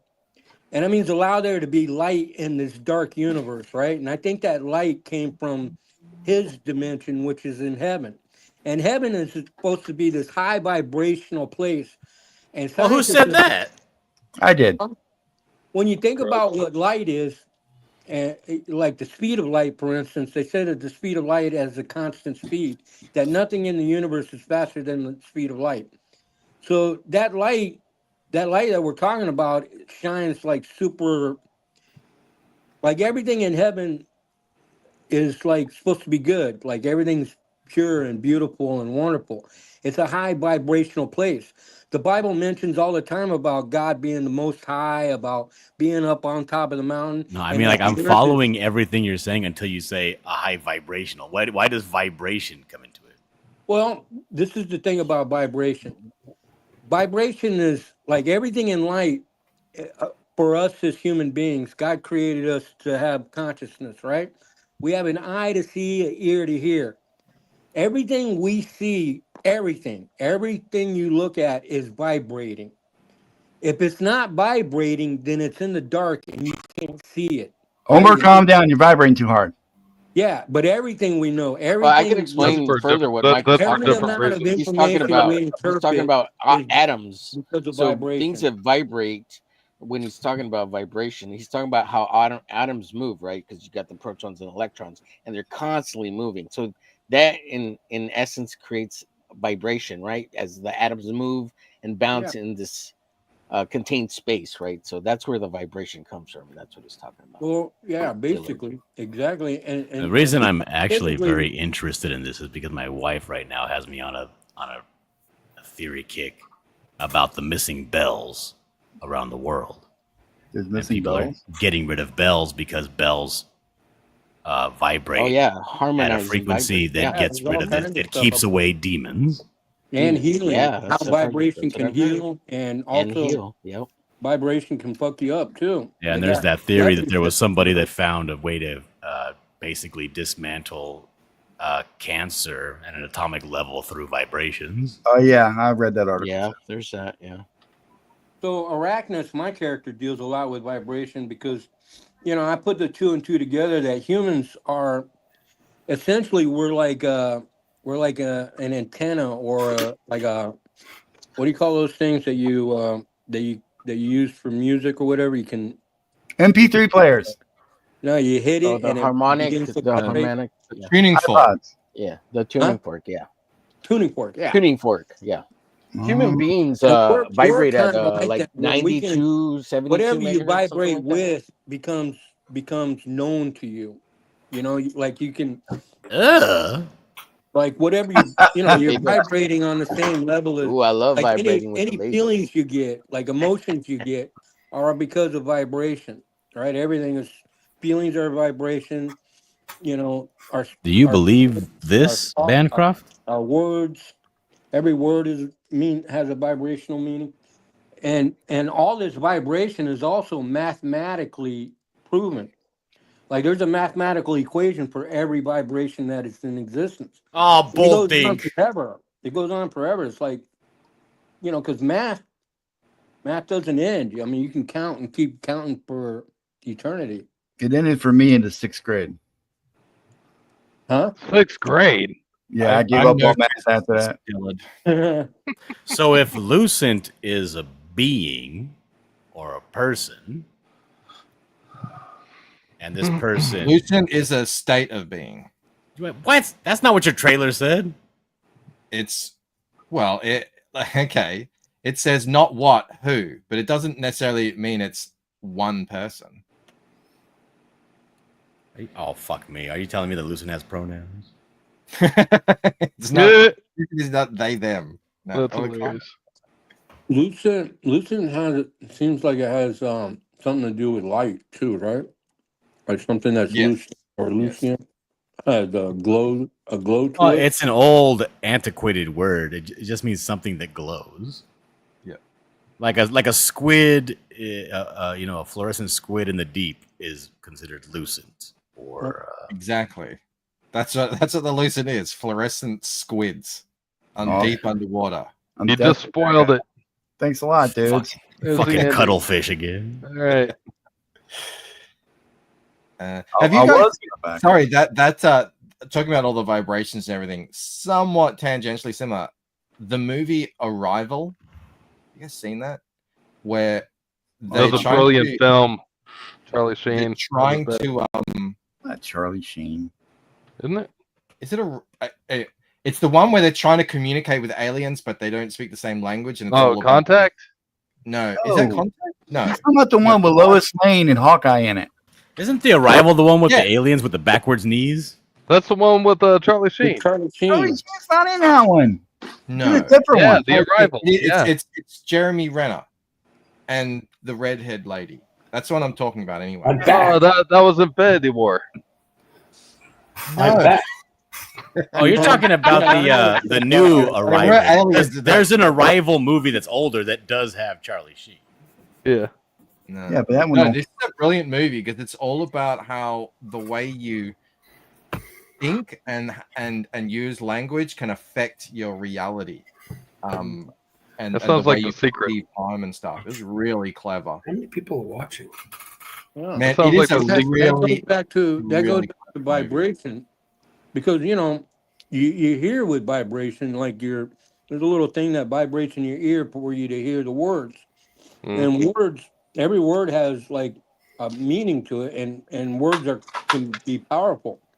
Words can kill or heal, and and that's because of the vibrational contact of that Sticks word. and how that word stones, sticks vibrates and and the way you stones. say it, and all that. But yeah, vibration. Dylan, are you sure you're not from New York? It's like everything the Matrix is about vibration. I beg your pardon. The reason why the Oracle knows anything is because she can feel the vibrational, like every dimension, every plane of existence. That is not what the Oracle is. What are you talking about? Well, hang on. The Matrix is How does proving the to be Oracle very know prophetic. anything about anything if she doesn't vibrate to it? The Matrix is proving to be very prophetic with AI, because what AI does and how it works is it's a really clever prediction machine. It predicts the next thing. So if it's doing text, it's predicting the next letter and the next word. If it's doing That's what the images, Oracle is. predicting the next pixel that should be next to it. So like you would imagine this super advanced AI would just be incredibly good at predicting events. Yeah, that's because AI, for instance, uses mathematics as an algorithm, and when when you get enough information mathematically, yeah, you can start making predictions. They talked about this a long time ago about predicting traffic accidents at certain lights. Yeah, they made a movie about it called Moneyball. Have happened there, and then they can add it up and. Oh, Moneyball, that's right. No. Alex But VRB says it's everything- true. everything- Voices have great power. It was proven in the documentaries Dune and Skyrim. Mm-hmm. Voices have power. It says that in the Bible. You guys are getting too deep for me, man. Well, arachnids is a little deep because I deal with traveling dimensions, and spiders are very much vibrational beings too. Their whole life is about, their whole existence depends on that vibrational thing, that frequency. The way that the webs vibrate, tell them that there's food. They got hairs on their bodies that vibrate to let them know. John, that happened. You have hairs on. Oh, it's how all about about you, spider, information. Michael Bancroft? Didn't you have a pet spider in your?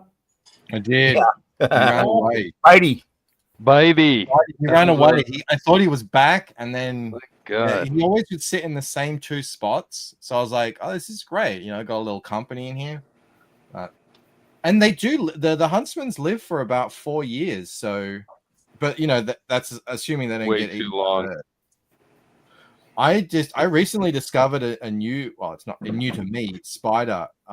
Called the bird-eating barking spider. Oh, that And, sounds nice.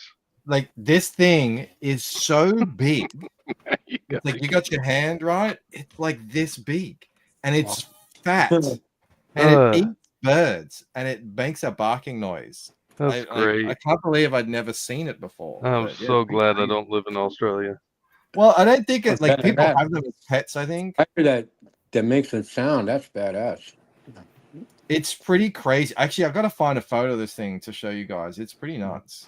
No, you don't. Creepy. I have it right here already if you want. I heard they got Oh, you do? spiders in Australia that, and in South America too, that are as big as small dogs. That people have seen them in the woods, in the Oh my jungle. goodness.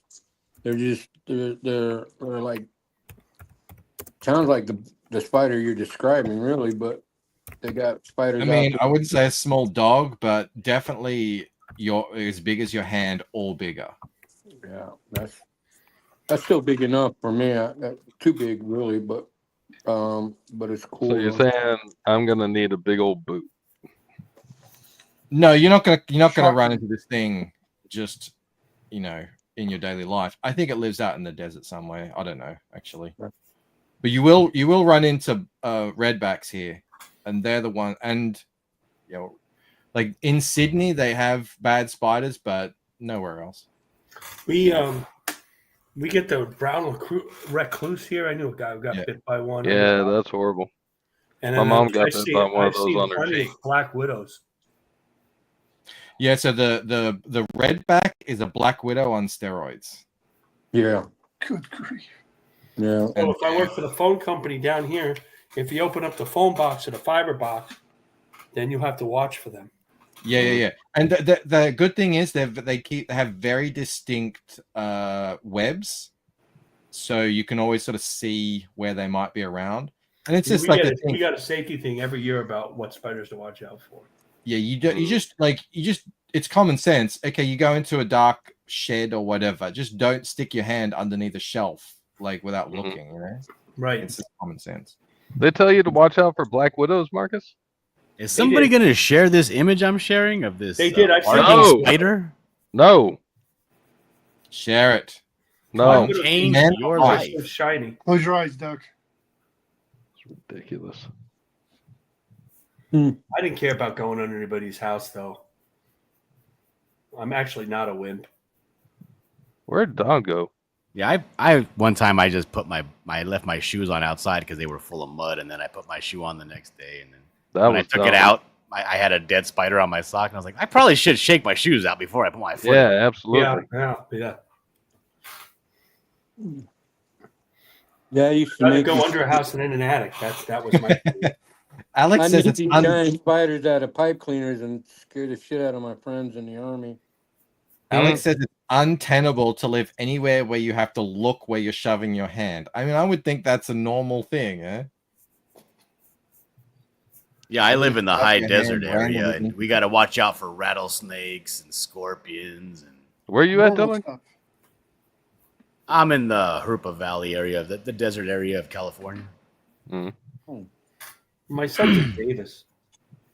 But you just got to keep a bottle of bleach next to your door. You get hit by a scorpion, just pour some bleach on it. You'll be fine in a couple hours. Interesting. That's if you get bitten. Is that what you're saying? Well, yeah, stung.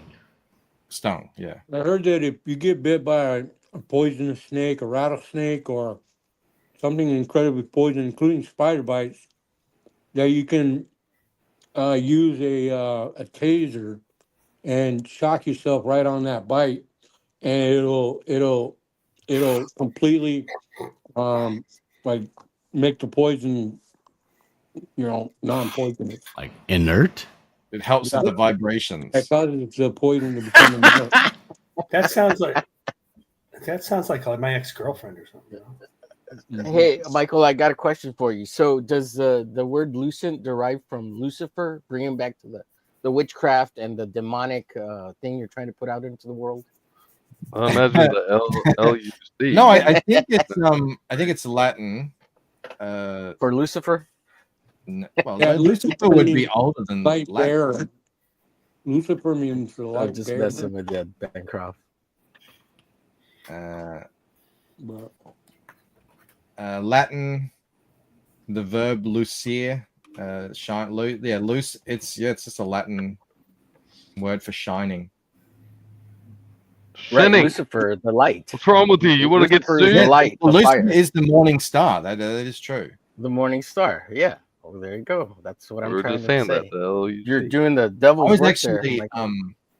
I actually went on a bit of a rabbit hole. On No, that's a Greek thing, though. That's like if Lucifer means it's like a bunch of homosexuals. The thing that Venus is Lucifer. Lucifer was not associated with the devil until probably less than 1,000 years ago.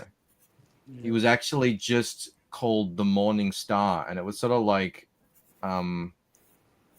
it's a whole rabbit hole you can go down, because I watched the clip of Viggo Mortensen playing Lucifer in Prophecy, which is cool. And I was like, I just went down a rabbit hole, and it's like, oh yeah, Lucifer was not actually considered the devil until the devil, kind of recently. I think it's confusing, but the devil The devil is another Latin word that has something to do with the word lie or the untruth, or liar. And the devil is a liar, and then Satan is a word that's generated from, like Arabic or something like that, and it's actually pronounced Shaitan, and the definition of Shaitan or Satan is the adversary. It's like your enemy, or Satan is I thought it meant accuser. But Hasatan is the accuser in Hebrew. Hasatan, the accuser. Yeah, and that's what they call them in Job. All right, this is the deepest studio show we've ever had. Huh. Good. You're welcome. What's the word for Of course. adversary then? Because I thought Satan meant For what? adversary. Adversary. Yeah, the adversary, the enemy. I have to look it up, I guess. I think adversary and accuser are probably one and the same, or similar. But those are not. I mean, like whoever. I mean, like those aren't individuals. The devil is. I mean, like there's no like real clear description of like what the. I mean, like, are we saying that? Is somebody theorizing that the serpent in the garden and the accuser and Job and Lucifer are all the same entity?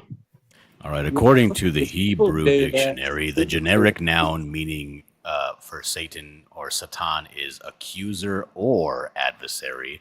There we go. Both, and it means primarily to obstruct or oppose. Yeah. So that's what I'm saying. In sort of gradually over the last 1,000 years or so, that idea that theory has been sort of rising, and to the point where now in popular culture, that's what people just sort of accept, that that's what it is. They're all the same entity, all they like are. Baal and Beelzebub and. Well, I mean, like I don't know. That's what the Bible says. Like I've done several deep dives. I never. I mean, like they could, they could be all on the same team, but not necessarily the same entity. Yeah, in my understanding, I think that they're the same. I think they're on the same side, but I don't think they're the same entity. And I think there are, because I believe because of vibration that there's low vibration shit, and then there's high vibrating shit. I think the higher the vibration, the more, pure or nicer or cleaner or good things are, and the lower the vibration, the worse they are. How do I raise my vibration level? Yeah, and that's I got your vibrator right here for you, Dylan.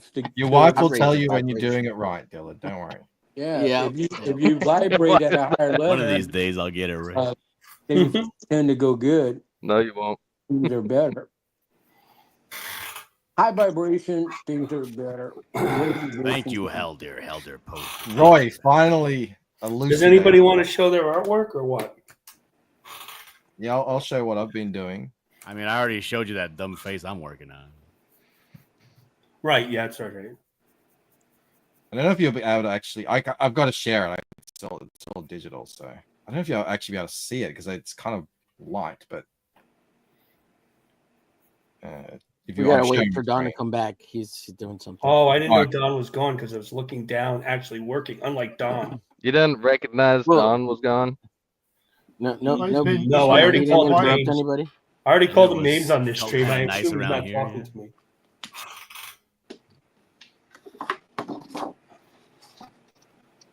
I was mean to Don, as you know. He is taking a long time.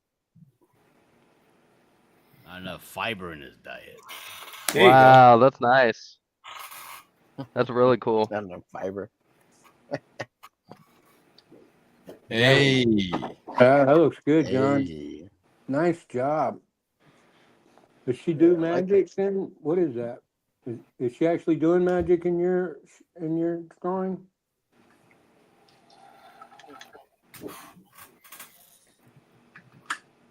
She's in a green orbs. Nice. Is that the redheaded character? What's her name? Yeah. Ella. That's good. You did a good job on that. That looks great. Thank you. Be truthful, Bancroft. How many times did Rihanna come up in your head when you named your character? No, she didn't at all. But like since then, you know, Ella, I'm the Muted. Tatangalangs, some wangos right there. Nice. Ooh, Awesome. I like that.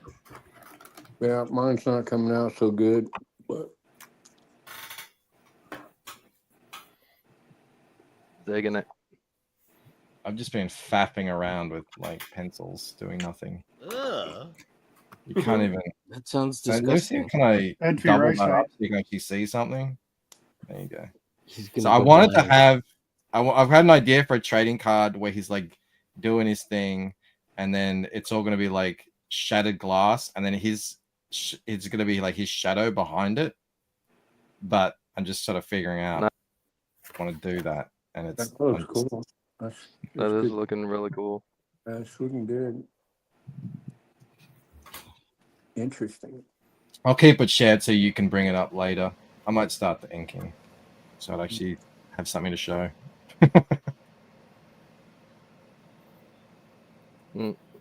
Awesome. Hold on.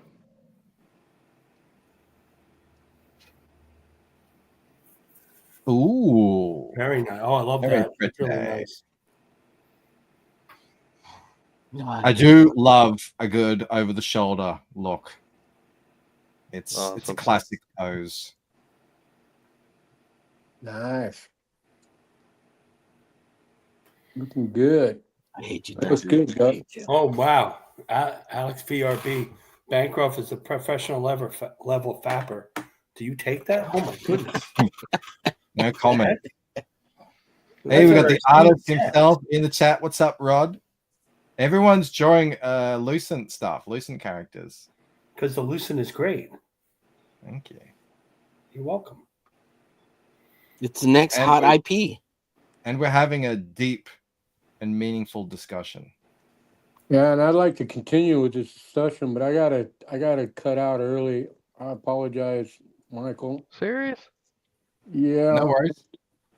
it just came up, and there's somebody else left to pick up my niece, but me, Oh, unfortunately. that's important. Yeah. Go get that. Actually, That's important. I have to pet It didn't take me too long. You guys are still going. I'll come back, but I don't want to be rude. Awesome. But it was really nice meeting you, Michael, and I wish you good luck on your book. You too. Thank you very much. Yeah. And you guys, thanks for inviting me again, and I'll see you next time. See you later. It's great to have you, Michael, every time. Yeah, I really appreciate it. Hey. But My cat is attacking me. all right. Talk to you all later then. See you later. Later, All right, bud. Later, see ya. Mike.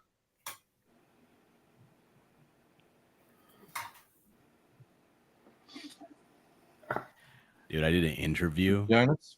I did an interview with this guy, Hey. and I look like I weigh 1,000,000 pounds on the high definition video. You look like you do. I don't actually weigh 1,000,000 pounds. You Bad jerk. angle. I look like I have a black eye. I look like somebody socked me in the You know, eye. the camera adds like, you know, 1,000,000 pounds.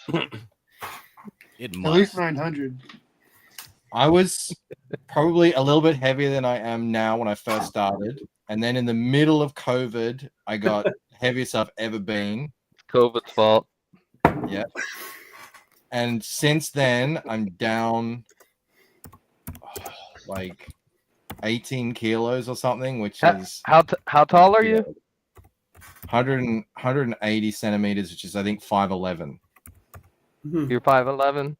Just say and 6 foot. We don't know the difference. Yeah, I'll many- get on some shoes. I'll be 6 foot. How much do you weigh, did you say? I'm currently at 89. At my height, I was 107. I'm trying to find out what the pounds is. Pounds? 89 No, kilos. let's see. I'm Kilos talking kilos. is So 1.2 pounds. I can tell you now. I just got the translate out. So at my heaviest, I was 235, and I'm currently 196. Nice. Yeah. And it's taken me Not bad. almost 5 years to do that. Well, that rollerblading is paid off. Yeah. Well, that's a hard thing when you draw a comic. You don't really exercise much. No. Not like I used to. Unless you're Dan Panosian. Oh my God. Well, a lot of those guys do. Is he like a workout guy? Or Apparently he's always been. Graham Nolan. Capullo. Also, Who else is John Rob Romita Willis. Jr. Yep. Rob Willis is like Andy a Smith. bodybuilder. Oh, and Chris Graves. Chris Yeah. Graves, that's right. Chris Graves looks pretty good. Yeah, I'm not looking to be like that. I just don't want to be fat anymore. Like Dillard. and we're gonna have the hardest time, Michael. Yeah, because I'm 44 now, so if I don't do it now, it's probably never gonna happen. 44. You're a youngster. Yeah, but even so, you notice it's like when you're a kid, be like, oh, that's gonna go straight to hips. You're like, who cares? Whatever. Yeah, And nobody then- cares about that. I still don't. Yeah, and care then about eventually you're like, oh, it is actually adding up over the years. Well, it's and true. then I'm like, oh my god, I got pretty massive. It was pretty bad. that. How much do you weigh, Marcus? That's classified. Are you serious? Yep. I won't say a I don't- lot. Let's put it this way: I'm Really? not making fun of EVS anytime soon. Hey, yeah, but I mean, like we've seen pictures of you. I mean, I wouldn't be asking if I thought it was that big a deal. I I'll lost. tell some you weight. exactly how much of a fat he is. All I need is his height. What is your height, Mark? I'm 6 foot. Oh, this guy's 275 pounds. I could accept that. Yeah.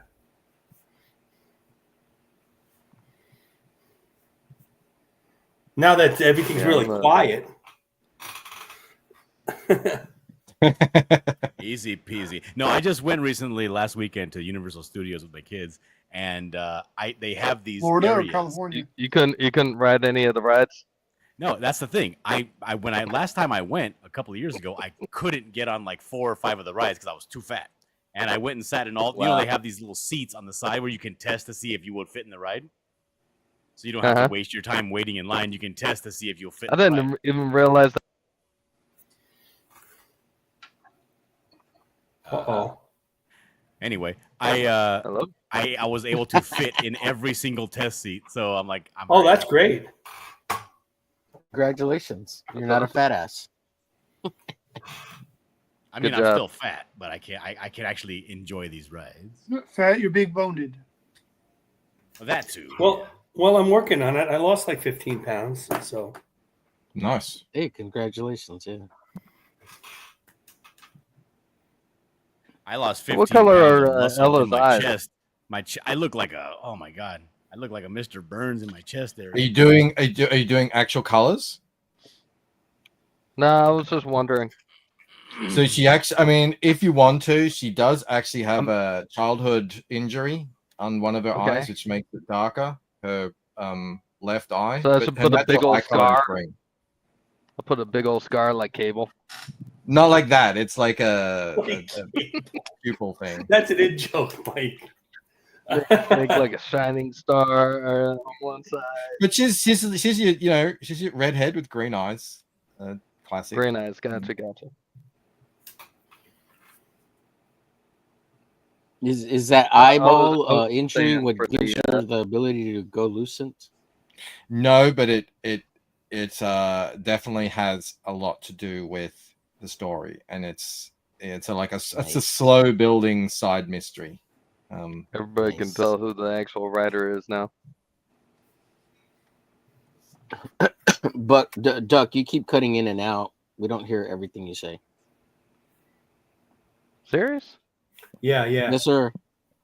Yeah, he's serious. All right. Well, I'm oh man, Don's not here. All right. Well, I'll just wait. Yeah, just letting you know. No big deal. Like just No, wait I till appreciate it. You can jump back in and out.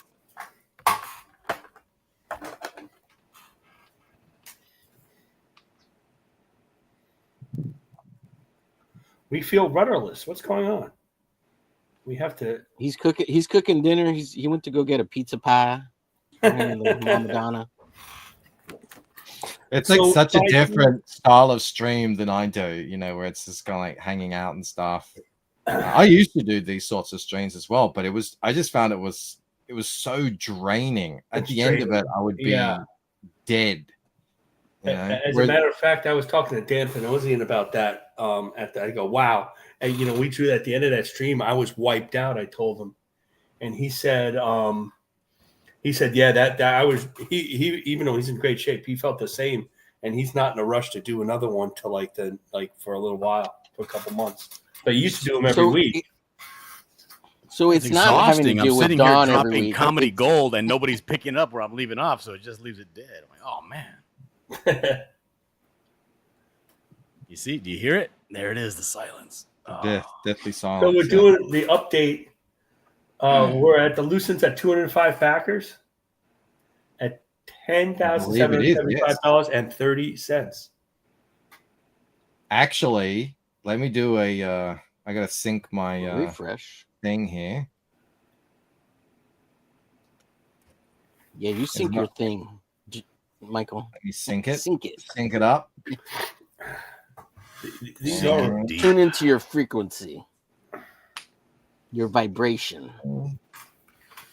You know, every time Dillard's on, my voice goes deeper. He brings out the man in me.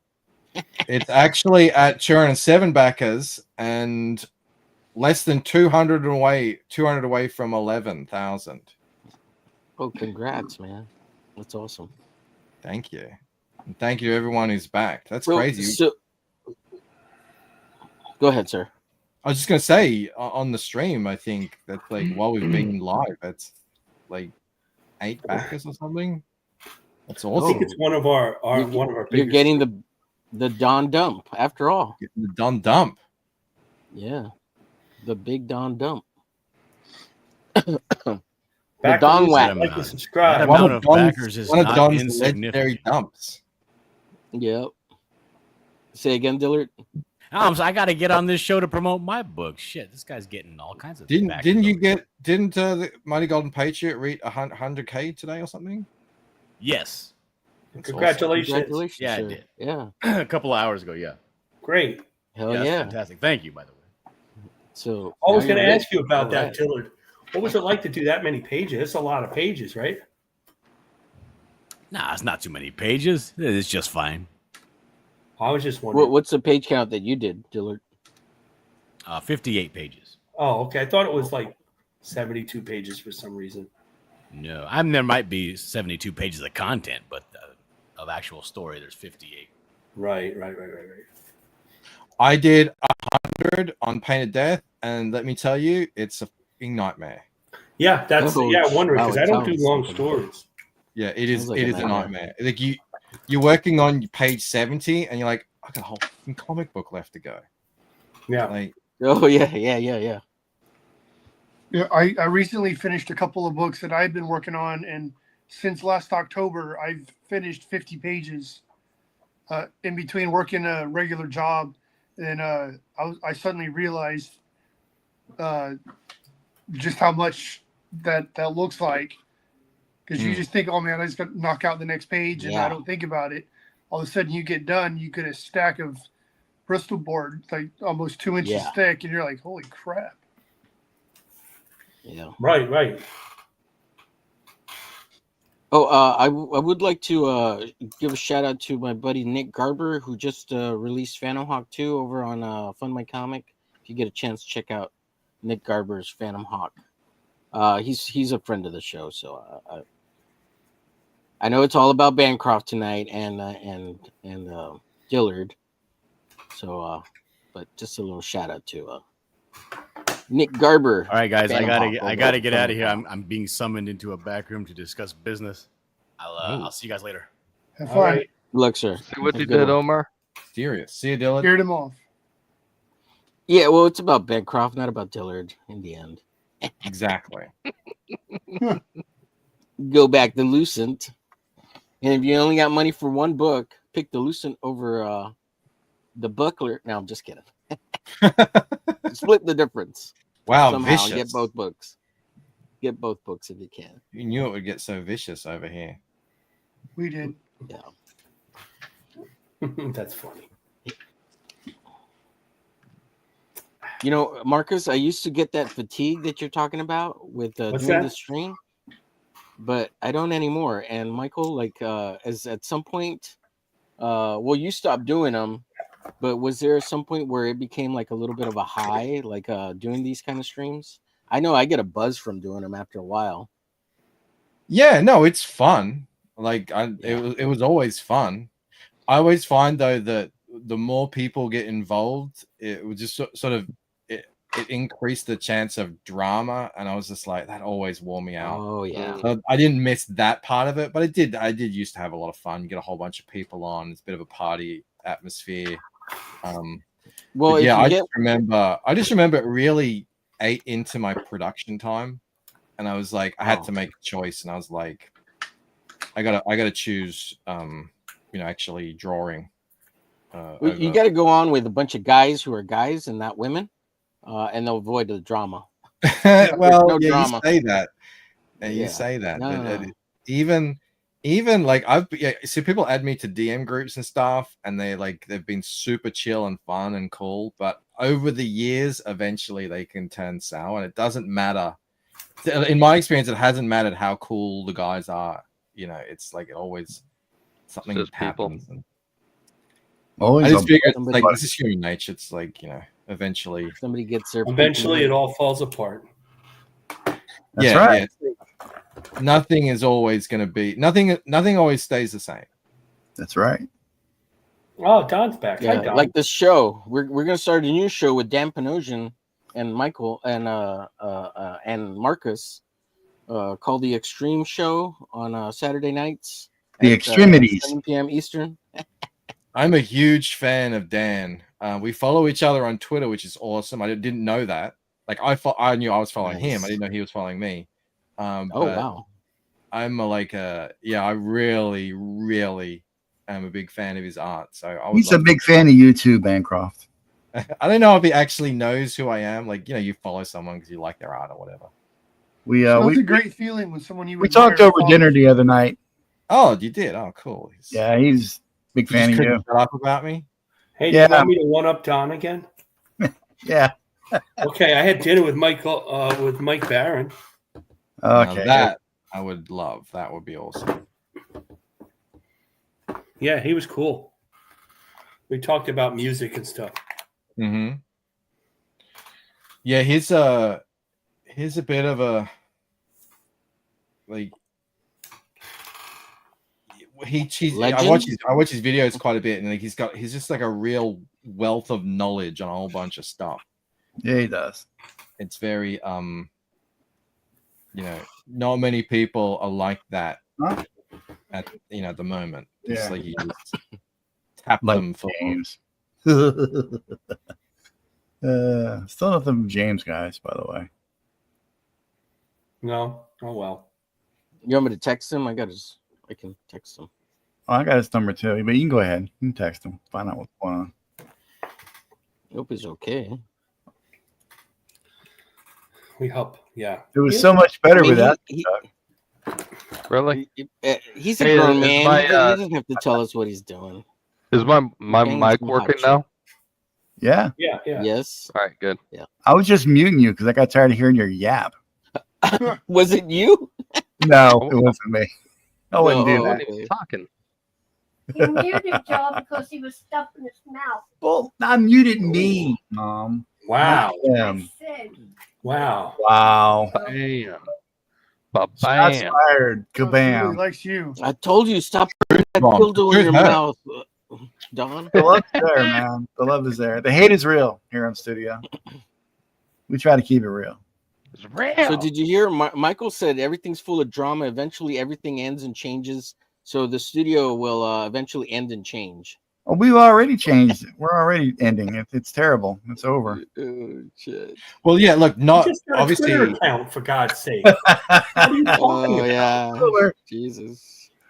Not all change is bad. You know, change is good. You don't want to stay the same forever. No, forever. Change No, is forever, bad. ever. I'm a Forever, man. ever, forever, ever. Mm. Thank you, Mrs. Jackson. I am for real. I'm sorry, Miss Jackson. Sorry. He's sorry he's so small. In the pants. In the pants. Mrs. Jackson was expecting a certain type of Omer. He delivered wrongly. That's just a little Latino boy. It's just a little like an Asian boy. You said you wanted a Happy Meal. I'm like a Ken doll. Let's how's the Lucent doing? Has anybody double checked it? Checked it? Yeah, out? it's up to 107 backers. Like a numbnut, I closed my my browser. And we got what would we start on? We were at 199. Yeah, 199. Yeah. Yeah. So by my count, actually, we just got another one, 208. Damn. Wow, man, Studio, bring it tonight, y'all. The Don dump is real. The Don dump. Very happy to have Don give me his dump. I do what I can for people, man. You know, it's a hard life. I will dump upon thee. Poor Don. I will dump upon It's like thee. that video from that stream we did in the middle of the night, Don. You're getting dumped all No, over. nothing's like that, dude. Nothing is like that. Now I have to watch that. Oh, you do not want to see. I have to watch the it on stream. replay now, The man. stream itself was great. That little bit that popped in there because I thought it was an open invite. I sent an open invite to everybody. Oh, I heard you complain about that. Yeah. And this asshole just pops in real quick, literally an asshole, a bunch of them. And wow, it was just, oh man, it was. What was his name? Ernesto. There was two of them. The first one that Farias. popped on called himself Private Pile. That's why I thought it was legit because I thought I had seen that before, you know. Mhm. And yeah, they were showing me things I've never seen that I don't want to see ever. 100. Yeah. Oh, I'm sorry. Yeah, $108,000. Bancroft. Look at that. I put the comment wrong. Wow. So, but the issue with that, Don, Amazing. is that, 10,820. That's good, man. Amazing. although you've never seen that, Omer knew all that stuff. Shut up. I He ain't never sent me- seen crap like that. He sent me a detailed list. Oh, look at that. 208 backers now. He sent me I a don't know what detailed it was. list of nomenclature. Omer did. He knew exactly what everything was. I'm just kidding, Omer. I Straighten didn't me right up. No, I know. You're playing. I'm playing too. I mean, I don't know anything about that kind of crap. I gotta tell you, B, this is I great was success just for you. I'm loving it. Congratulations to Michael Bancroft for just slaying it. Thank you, sir. Yeah, I have no idea, you know, because it's been a while since I launched Painted Death. And this is a prequel book. I'm not the artist, I'm the colorist and writer, you know, so you just have no idea. So it's pretty amazing to see that number on day one. Actually, I think that the $5 off code just ended like a minute ago. So Man, if you didn't get it, oh well, tough titties. man. Titties. Now that's something we like to draw. Yes. Can we get a special discount code for the studio guys? Yeah, man. We got swagger. Let me think about that. We brought the heat, bro. You did. He's You like, did. No. It's like Actually, about- sorry, yeah. I lie. It's open for another half. I set it to 1/2 the hour, so Oh, it's still nice. Awesome. Still going on, guys. next 28 minutes. Get your mind fractured. Get up in there. Exactly. Yeah. And you said look for it in the email. Let me see if I can find it. I can. I mean, are you on the mailing list? I could just put it in the private chat. If you... I think I should be. I think he's going to go to the bathroom. Yeah, I'll put it in the private chat. If you put in that code, How he gets. Yeah. The private chat. The Then chat you're not privy to. $5 off any perk that has the comic on it. Not the sketch cover comic, but any of the others. Gotcha. Give me your $5 off. Exactly. It's a very difficult code to remember. It's not Mama Donna by any chance. Is it? No, it isn't. Excuse me. All right, let's Well, refresh. that's cool. An extra half hour for people on the show who are getting to the stream. That's right. Exactly. Check your emails. Sign up for Bancroft's. mailing Because list. I feel like whenever you refresh it, there should be a drum roll when the numbers roll. I love that. Oh, like on the site? I that was would be doing that on my stream yesterday. You want me to put it on the Ding. site? Yeah, that would be tight, dude. That would be tight. Yeah. I mean, the site looks great, but Tight, I'm not do we really say mid? That site does look good. like Shopify. I'm not really good into the coding or doing custom things. So yeah, that's what I wanted to talk to you about when I got you on stream. Just the whole website thing. Now you got to talk to me like I'm a complete moron. Shut up, guys. You are. I didn't have to say it. She's related to you, Don. Think about that. How easy is this to set up for like someone with no coding experience or anything like that at all? Dummy. Yeah, like me. Difficulty. So zero experience with websites or anything like that? Right. Like you've never built a site a day in your life. You wouldn't know what HTTP meant if it was tattooed on your forehead. You don't have to know any code or anything, so it's fine. It's like this, Don. Is it like this? Difficulty level is probably Where's my other? What the? Never done it before, just because there's certain ways it all works. Like I've helped a couple of guys. I've shown them through it, and they were kind of a bit lost with it just because they didn't know it either. So there is a difficulty level to it, but it's as easy as it can possibly be. Nice for what it is. Like it's definitely possible. It's definitely possible.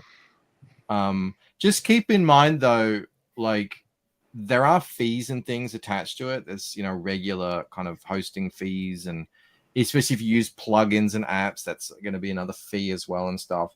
So it's not actually something that I advocate everyone starts straight away. The Indiegogo, Kickstarter, Fund My Comic pages are actually, I think if you just start it like with your first book, second book, or whatever, are actually probably preferable because you don't know if it's going to justify, like having the site is going to be justified, because it is a lot of work and it's a lot of moving parts. So you want to know that you have kind of like the audience to justify it. Right. So in other words, not for me.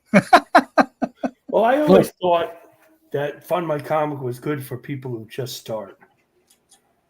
Yeah, I think. Yeah, I think Just a lot of my them. feeling. I don't really know that.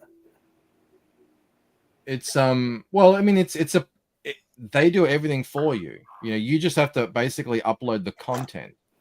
Whereas if you've got your own website, not only you're uploading the content, you're actually building out the page as well, and how it looks and how it functions. You got to make sure you got all the shipping, with the weights and the carts and all the different connections and everything. It's a whole thing. It's been breathing roughly. It took me about 3 to 4 months to get set up originally, and then I've just been sort of building on it bit by bit. Tommy Mark said he made his website with a free trial of Microsoft Front Page 2003. That's going back. Yeah, I've built a ton of websites before, both design and coding. So I already had some basic knowledge of this stuff. So when I got into Shopify, it was super simple for me because it's kind of a really simplified version of all that. Yeah, I can't see the expense of Shopify because it is an expense. It's not, and it's not exuberant, but it ain't cheap either, And if you don't know if you have the audience for it, then it's probably not a route you should go until you have an audience of at least over, I would say, 200 or more. Kind of expected backers or kind of guaranteed backers, people that really like you, because it's an expense. Yeah, and also have a back catalog, because that you sell all the time. So right. And it worked out okay with me because we actually, as Australians, we actually pay money anyway to, say, Indiegogo on top of the normal fees for international transfer stuff. So it's like, to have a in-demand store on Indiegogo for an Australian, there is a monthly fee attached to that. Oh, really? That sucks. Yeah. So it's like I was keeping my original Waking Dream campaign live as long as it was making money. But if it ever had slowed down, luckily it didn't for me. I ended up selling out. But if it ever had, I would have had to close the campaign. Interesting. You learn something new every day. Jeez. And that's because you deal in tech. Even being in Australia, even being in Australia with the Shopify site, it's there's extra money attached to that as well. Is that because of the shop? Is that because of Shopify or the government? I think it's because it's just international. Oh, I see. Transfer fees and stuff like that. That's probably what it comes down to. So your country isn't a dick. Well, it is. Yeah, no, it's quasi-communist almost. Bastards. But you know, come on over here. Does making that American money make you like a king out there in Australia? You're like, yeah, man. Yeah, it does actually. It does. So you got to pay out your spider lords out there. Doing it in US dollars, like I get to charge in US dollars, but my shipping fees and production fees are in Australian dollars. So that's why I can do kind of like, so if you just get the book, it's $12 shipping, which is comparable to a lot of American based. $12 is because $12 US is actually, I think, 19 or even maybe $20 Australian, and that'll cover everything. I don't know. Math is hard. I quit doing it a long time ago. What's the dollar to the Australian right now? Like 1.5 or something? 60. Yeah. So that way it's so around that. It's around that. Maybe 3 Big Macs. Pretty good. 6. Pretty good. Yeah. So it's good for me. It means that, and that's why I was able to do this $10 shipping thing, because I'm just like, and also I give free shipping to Australian backers because they're already paying a lot. Some bullshit preferential treatment, Bancroft. No, it isn't. It isn't, because you guys say on a $15 book, you're paying $15. Australians are paying 20. What's that? 20? Yeah. 5? Yeah, they're paying more. Yeah, but we're Americans. We're cooler. Well, I don't know that. Australians are pretty cool. Hey, you know what? You unpatriotic. I'm not. Yeah, I want to import their women. Can I get? I was really trying to be nice to Bancroft, Don. I don't know. All this preferential treatment he's giving to his own people, I don't think he deserves it. I think John Epple, the evil ginger, has to weigh in because he's been awful quiet. Yeah, what are you doing? I'm not doing anything wrong. Okay. He's probably drawing.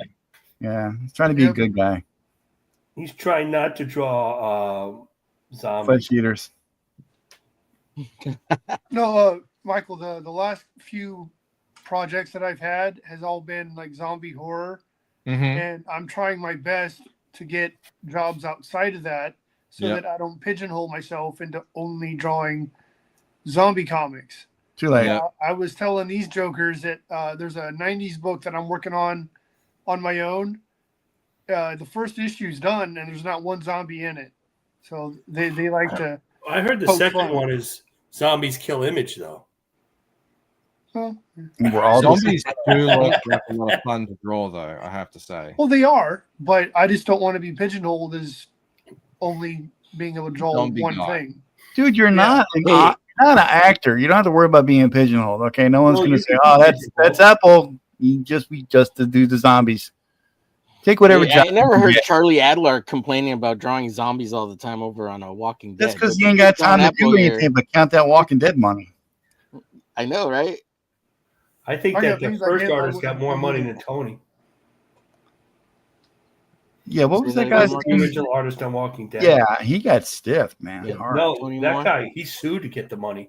Oh, did he actually sue? I read it. He was going. Yeah, he won. Tony Harris. No, it wasn't Tony Harris. Tony Moore. Tony Moore. Yeah, Tony Moore. Good too. He was better than Charlie Adler. Yeah. But Charlie Adler added a lot to it with that style. That's true. That's true. Came up with it. I'm not picking on him, but yeah. Yeah, he was good too. Adler was good too. He's very good. He used to do the X-Files in the 80s. I mean, he's no Duck Bacon. He's okay. He used to do the X-Files in the 80s. He was an interesting artist. Who's Duck Bacon? Oh, that guy. Oh. Yeah. X-Files in the 80s. What do you mean? It was an X-Files comic that ran Top for years. comic book. In the 80s? Yeah. Charlie 90s. Adler did it. 90s, 80s, 2000s. Who cares? Yeah, because Late 80s, early 90s. Yeah, something like that. Yeah, early 90s. When you get to be as old as Marcus, these things just kind of blur together. It's true. Like the decade. 80s was a long time ago, and it doesn't feel like that, but it really was. Ask any of those kids on TikTok, they'll tell you it was at least 2 weeks ago. Well, my daughter dresses like she's in the 90s. She dresses like kids dressed when I was her age. Yeah, that's amazing, huh? Like how the baggy fashion came back in. And she said, but she says like, you're so lame, you know. I'm like, you're dressing like we did.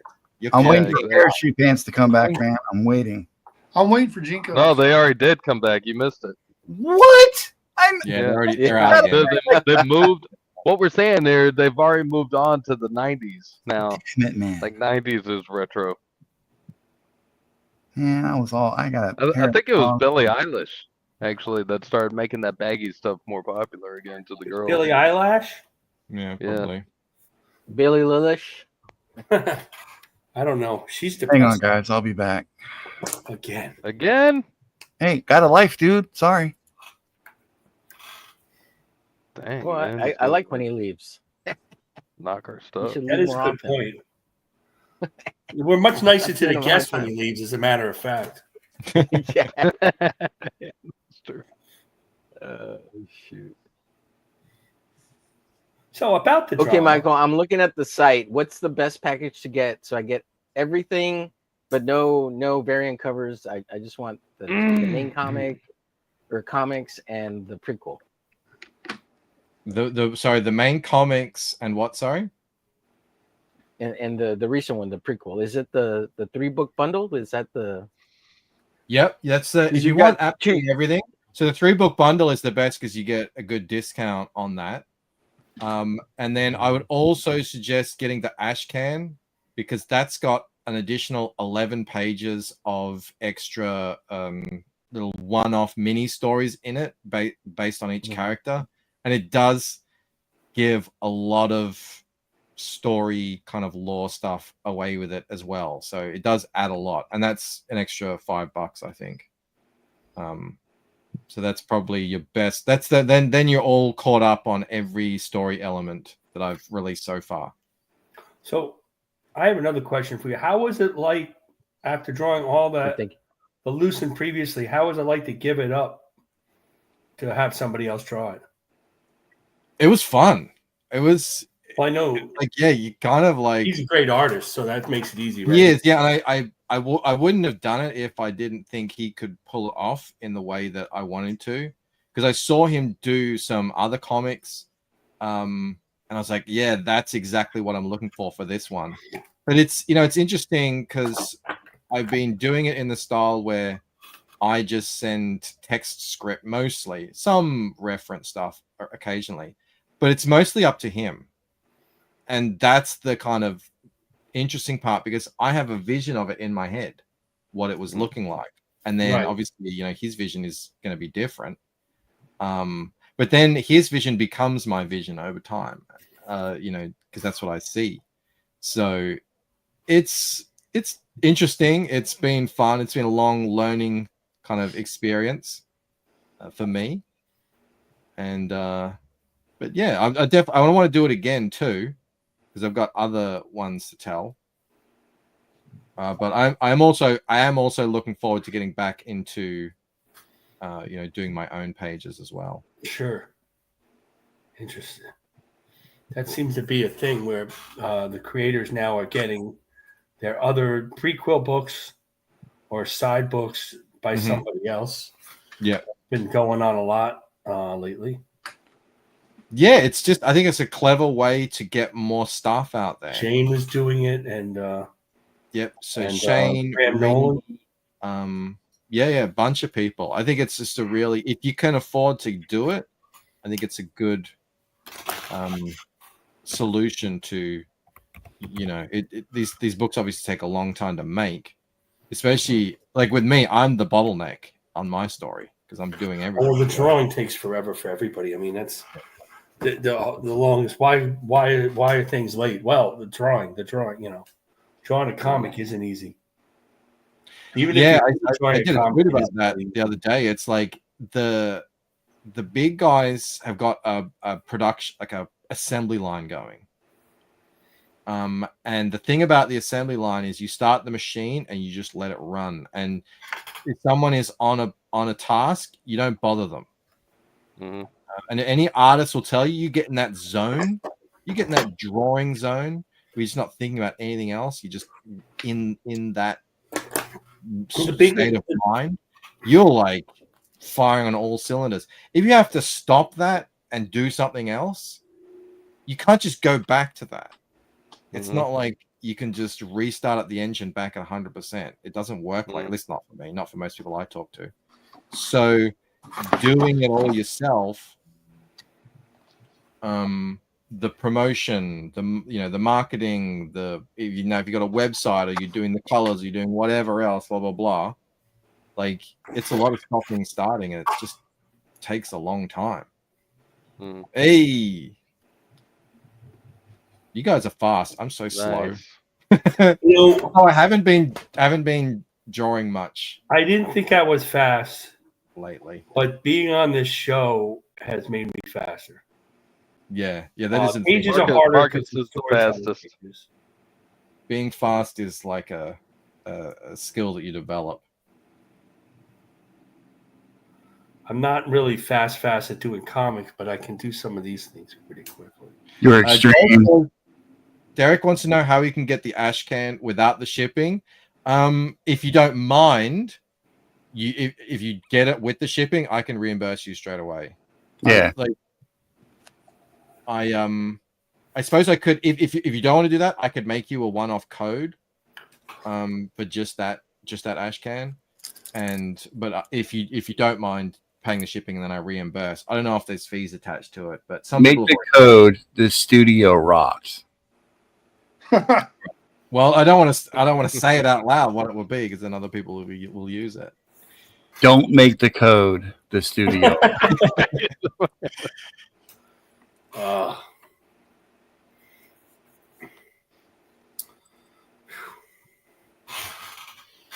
agree. We should have to do 5 of them. Maybe 3.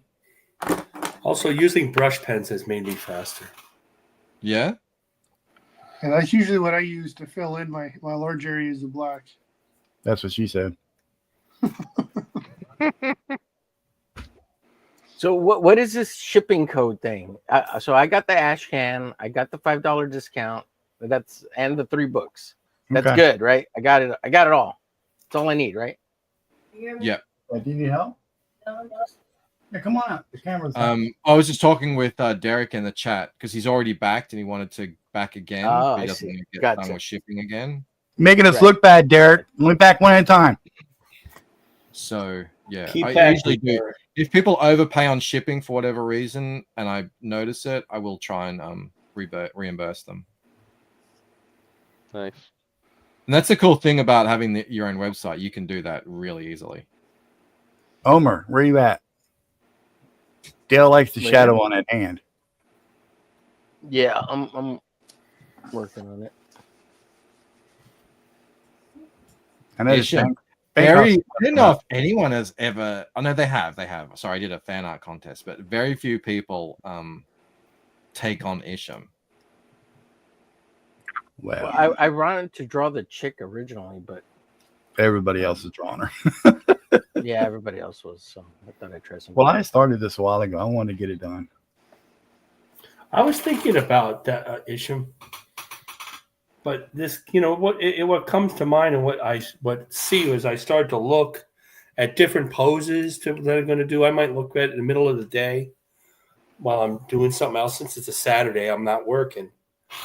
And then see what strikes me. Lightning if you're not careful. Isham is kind of a cheat for me because I just get, if there's anything about him I don't like, I just get to cover him up with like effects and stuff. Right. I'm not really studied in what I think a lot of other comic book artists would be studied in, which is musculature and big men and that sort of stuff. Wait, we're supposed to study that stuff? Apparently, yeah. Like I've heard artists are like, oh, you got the friggin' dorsal tender, whatever, and they're naming muscles and ligaments. I don't know all the names. Oh, God, dude, I don't know what any of No this wonder is. all my art looks like crap. I don't know what I'm doing. Yeah. We know we were going to tell you, Dan, but we didn't want to break your heart. It's already been broken, bro. It's already been broken. Oh, in that case, you suck. Thank you. Yeah, every time I draw Isham, and this is probably going to reflect poorly on my Google algorithm, but I do like Google muscular men, Oh like, yeah, see what it looks like, because I'm like, I don't really know. It's not my wheelhouse. Everybody's got that. I just draw Jim Lee shit, and it works out. just be careful what you Google, man. Sometimes that's just contagious. Yeah, and he's naked as well. Like it's like like superheroes are just naked people. Damn nudists. Yeah, freaks. Yeah, and most of my other characters are all in clothing. So we knew you did, Bancroft. We always knew, says Alex. Well, I don't want to brag, but I didn't say, I didn't mention that to Camel Moon when I met him, though. What's that? About naked guys. I know that was a thing, but that's what for Camel Moon. He does like to propagate some memes between us. I remember that. I vaguely remember that when you guys had this show. All the best friends do. I didn't see it a lot because you were on so late, but yeah, Camel is a night owl. He stays up super late. We went to the same school. Not at the same time. The School of Visual Arts. One with Klaus Janson? Yeah, I didn't have Klaus Janson. I had Will Eisner. I had Will Eisner and Marcus, would you say that Will Eisner was more gentle than Klaus Janson? He was there half the time, so I would say yes. Being that you had him? No. As an instructor of art, yes. Oh, instructor. Okay, I'm sorry. I misread the had. I'm sorry. Tough crowd tonight. That's pretty cool, though. That's the thing. I wonder if did he talk to did he talk to Klaus Janson? Was that Heroes Con? I'm gonna ask him. I haven't caught up with him. I only met him once quickly, but I always remember who goes to School of Visual Arts when they mention it on stream and stuff.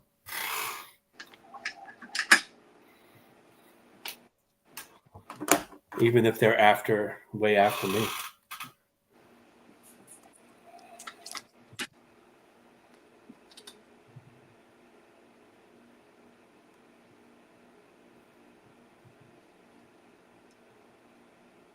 Now everybody's concentrating. See this? I know. Like, yeah, like my drawstrings, I turn them into a kind of a joke because I'm not one of those people that can do two things at once. At least not talk and actually be artistic. It's just not a thing. So have you watched Shanthan Jetty do his painting? Yes, I don't know how he does it. Like, and he's having these deep philosophical conversations about life and meaning, and I'm like, oh my God. I don't know how he does it. I know how he does it. He's told me how he does it, but it's like, if your brain isn't wired like that, then it's not gonna work. You're not gonna be able to do it. Go ahead, Mama Donna, get it out of your system. You said something about having a brain. You only got a Thank you. Hey, Don, I was going to say, I love those pictures of you in the military. You got to show some more. Oh, do I have to? Yeah, we're proud of you. Proud of me. You just like looking at me. You like laughing at my skinny neck, dude. Not that many people serve in two different forces, you know. Not that many people are that insane either. It's not to be proud of. Which two were you in? Army and Navy. Navy and Army. Navy, Army, yeah. Not at the same time. I didn't even know that was a thing that people could do. I didn't even. Yeah. I didn't either. So I was unemployed and had no choice. Fine. Was that Like, consecutive, or did you have to like leave one first and then re-enlist? Well, You what I can did go was, from one to the other. it's my story. Can I tell it? Maybe. I left the one, Junior's a military guy too. came home, couldn't get a job. Then I went in the other. It's not like I'm super patriotic or anything. Which one to which? Navy first, then Army. So how come you didn't go back to Did the you like Navy? Navy, or did you just like your time was up? No, at the time they were cutting back on service members. It was during the first Bush, and I couldn't get back in. So that's Navy. like, is that first Bush? That's what, late 80s? Is that what that is? Early 90s. Early 90s, yeah. That Bush one as good as the other. Yeah, I think that's probably true. Bush 2 was, are you saying Bush 2 is better? Is that what you're saying? Well, anytime you get two Bushes, it's always better than one. But Were you on the carrier for the mission? No carrier. I had been on a carrier. I got on the let me see, Dwight D. Eisenhower. We unrepped with I think it was JFK. An unrep is when you do a underway. It's short for underway replenishment. The two ships actually pull up next to each other side by side, throw some lines over. You do fuel replenishment, supplies, that kind of stuff, and you're going together at the same time. And let me tell you something, bro. When those aircraft take off right next to you, that shit sucks, man. It is loud. Top Gun, it is not. It's more like Days of Thunder, thunderous blowing out your eardrums. I knew a guy who was on a aircraft carrier. Yeah, that I work with at AT&T. Oh yeah. Yeah. Did he say which one he was on?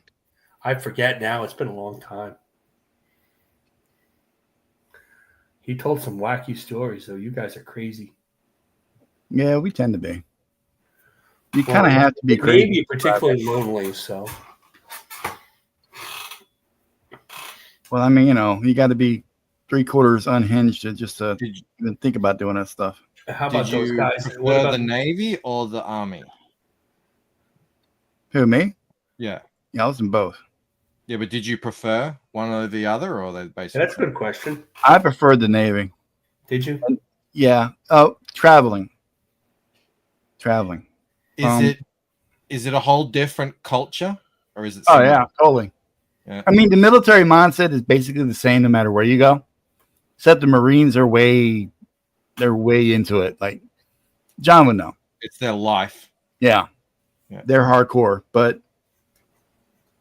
the army sucked because I was basically in Korea, and I was like a stone's throw from the DMZ, and there was really nothing to do back then. It was the early 90s, and even though I was communication support for a military police company, I got tasked out a lot to some top secret crap because I had the clearance to go to Seoul. There was a mountain base there. They did a lot of stuff that I had to help them with because I was the only one in country that had the clearance for that. Wow. Yeah. But the Navy was really cool because, dude, I'm going to sound so gay right now, but I don't care. We're used to it. There's nothing more beautiful than being out there by yourself on the port side or starboard side of a ship on lookout. The sun's just coming up over the horizon, and there's a whole mess of dolphins just going right along, keeping up pace with the ship. It's friggin' beautiful, dude. That's pretty cool. That's like a Forrest Gump moment, when he's like sitting on the thing. Oh yeah. It's really cool. Did you ever get to Australia? Yeah, we blew by Australia like really quick because we were trying to outrun a typhoon. Yeah, we get them up in the north.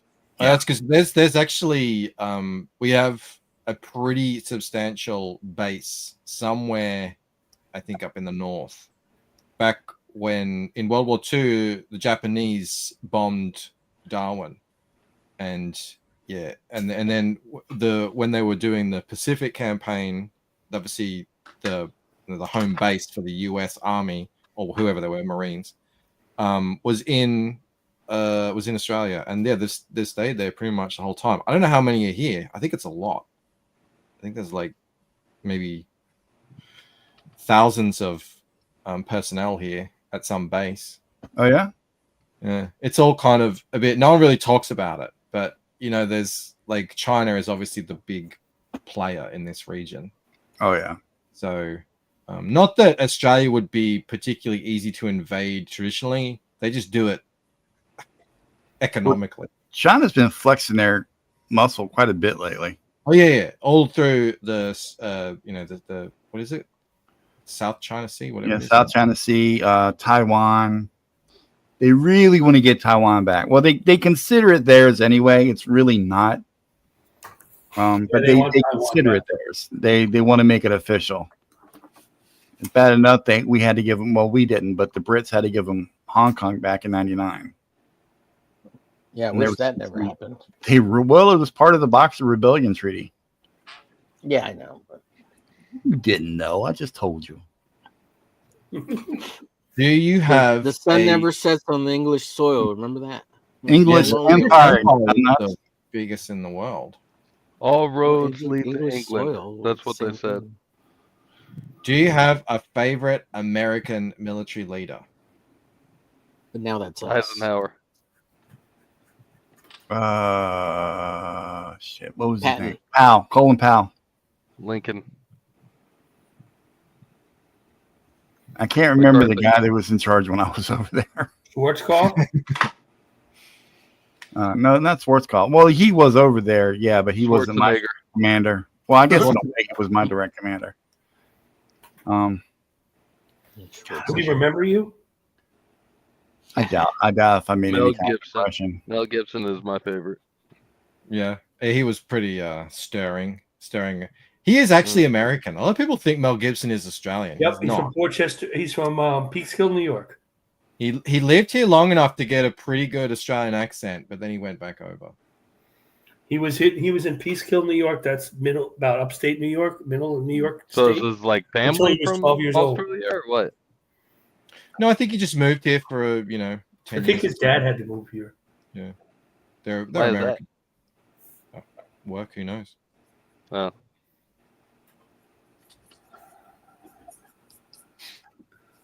Bancroft, I tried backing, but I had like a fraud thing. So whenever I do something that's international or whatever, it doesn't go through.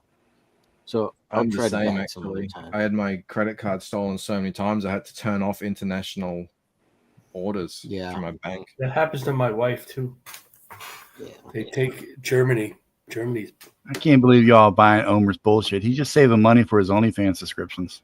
Well, he's saving money for I gotta get Don's feet pics right. over on his. If you really do want to grab it, if you really do want to grab it, I can set up. If you got like a PayPal, and then I can run the order manually through my site. But I understand like that's a bit of a hassle. So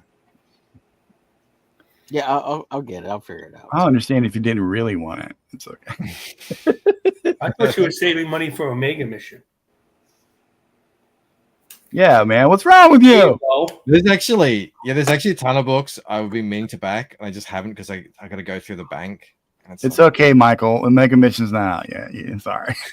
No. My bank is weird, man. With my debit card, sometimes it'll let me do stuff, and sometimes it won't. Yeah. Same here. Like with apps and stuff. Like I tried to order something from BK the other day, and it's like something wrong with your card. I'm like, no, there's nothing. Other than the fact that it got a lot of money in it, there's nothing wrong with it at all. You got to use your own card, Don. I did. Oh, not the one I lifted. I got it. Yeah. I knew I was doing something wrong. Damn it. I'll never learn.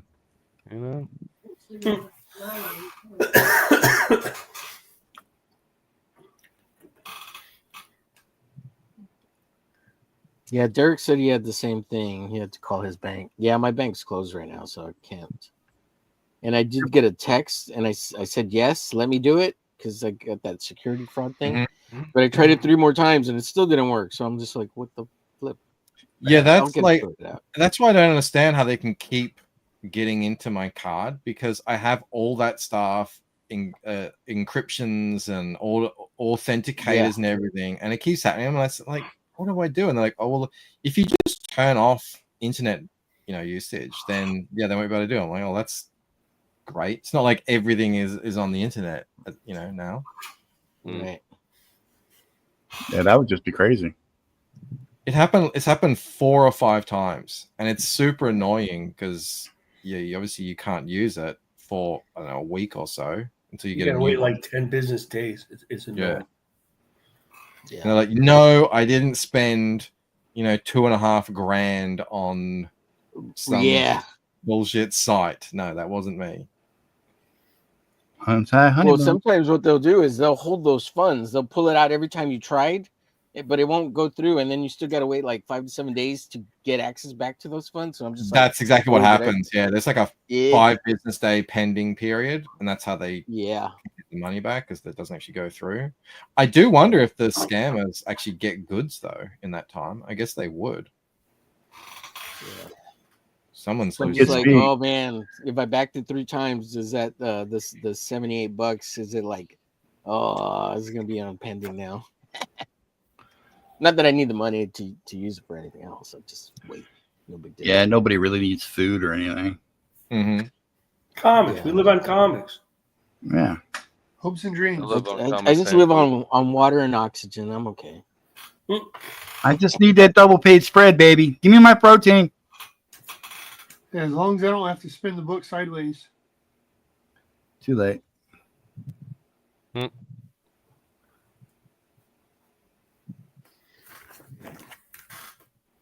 That's funny. Wasn't meant to be funny. Everything's funny. So seriously, Marcus, how was the meeting Dan? I gotta know. No, it was really fun. First, I went over and I gotta go see where he is, and I'll make a plan.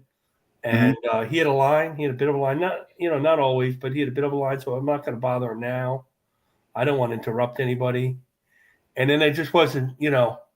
I was waiting for the right time, and then I was doing something else, and then the fighting feline came by and says, "You're going to meet Dan.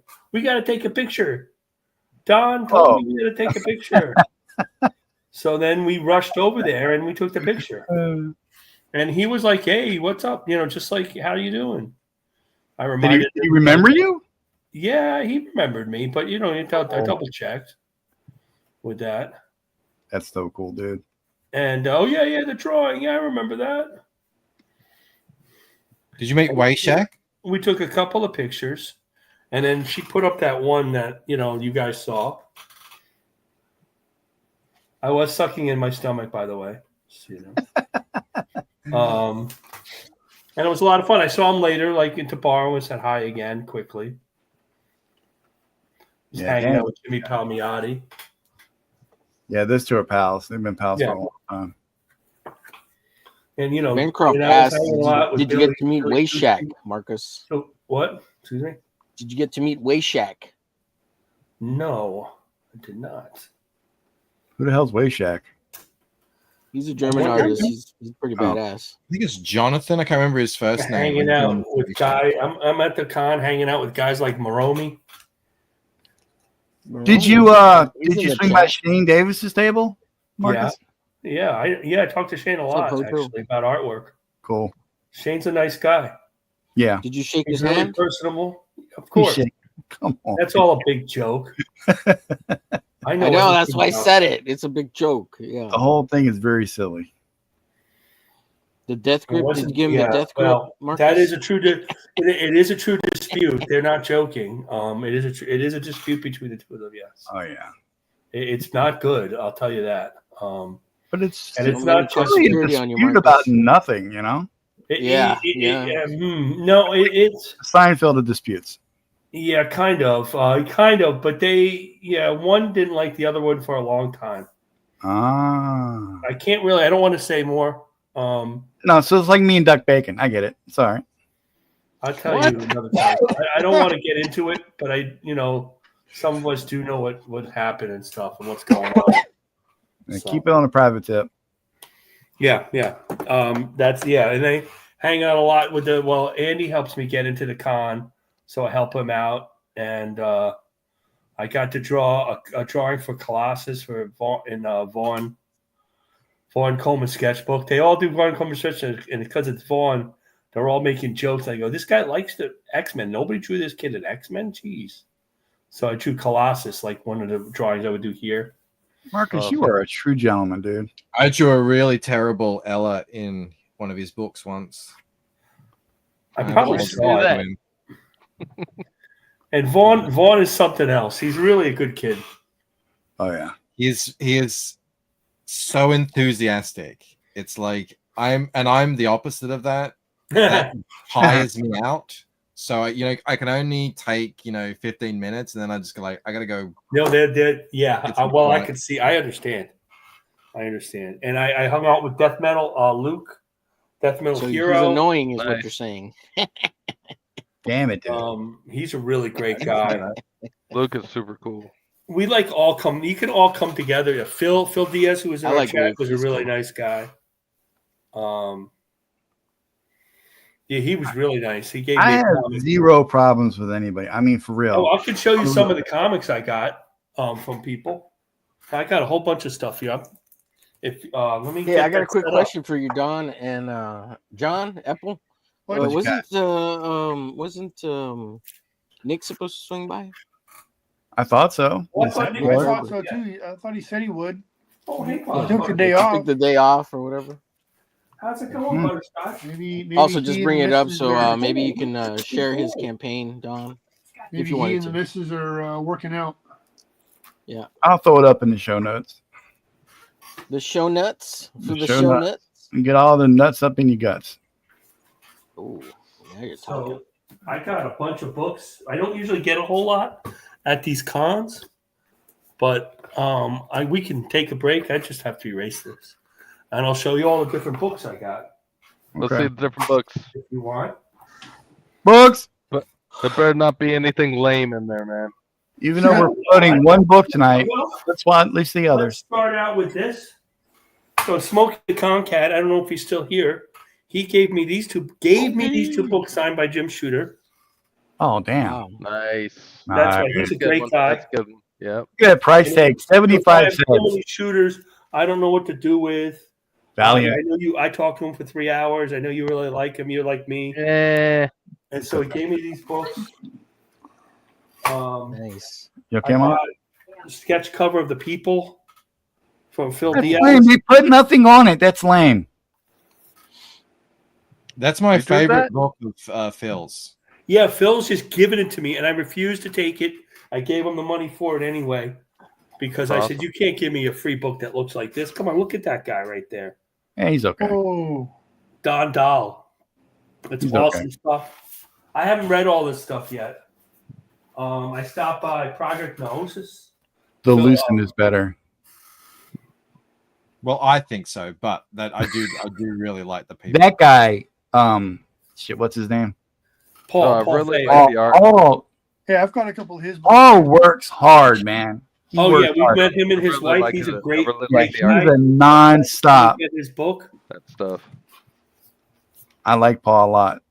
He's got some really great art in there. By, Is Paul a real motor mouth at the con? Like he's just like, because that's how what he's like on stream. He's really selling. He's like a million. Yeah, He's selling always all the selling, time. man. He's a great And I met Chad Townsend, and he had my books that I backed: Black Phantom #1 and Black Phantom #2. Nice. So he didn't have to mail them; he gave them to me at the con. Great guy. You were talking about. I bought Accent. I like the original from. Yeah, I got the original from Image Comics. And this is the side book. Oh, is that the new one he's doing? Yeah, no, this is one he did as a Oh, the supplemental. side book. So it's Anthony Gonzalez Clark and Donald DeLay and Kelsey Shannon are in here. Oh, okay. Nice. And I own $5. And then I met this guy, Compan. Henri Compan. He was right next to Old Henri, yeah, dude. War Lion. Yeah, he's been in the indie circle for a minute. Yeah. And so he gave I bought these books from him. 3 books for $20. They look great. Yeah, he's a great artist and storyteller, man. And he's a really nice guy. He hired Dexter Wee to do this for him. And this is a Kickstarter. There's a Kickstarter for this where you get all 3 of these books. Yeah. But he puts them in comic stores because he's a retailer.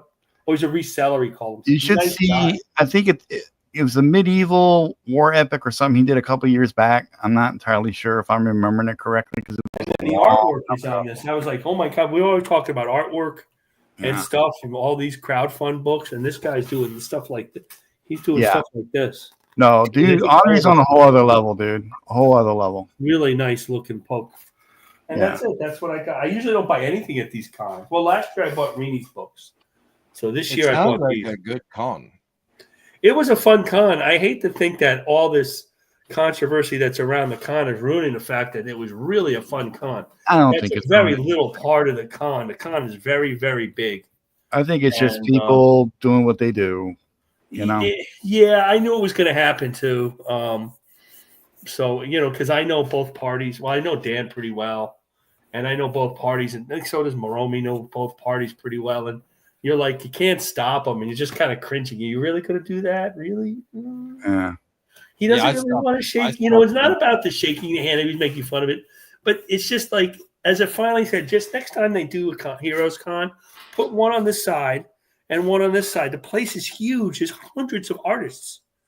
I met Don McGregor, the guy who created Wakanda, most of Wakanda and Black Panther villains and stuff in the 70s. And oh, that's cool. Work with Gene Colan. I just say hi to guys like that. Just, I said hi to Tom DeFalco just on a lark. Oh, he could have signed those books. All these guys, though, the only negative I find at the cons these days, that maybe Michael came to, you have to pay for these guys' autographs. Yeah. And like $20 for Jim Starlin. Like years ago, I could have got it for free. Like, you're not Joe DiMaggio, Aaron Judge or something, LeBron James. Why would you pay these guys for they're just comic artists after all? But for one thing, that's how it is. So created Thanos, and Marvel gave him nothing. Yeah, but you don't really have usually it's your comics, and they know why, because kids would take a stack. People eBay comics like this, and so they started. Neil Adams, in particular, started charging. So I don't really blame them, but it's not something I want to do. Yeah. Well, obviously, I don't really.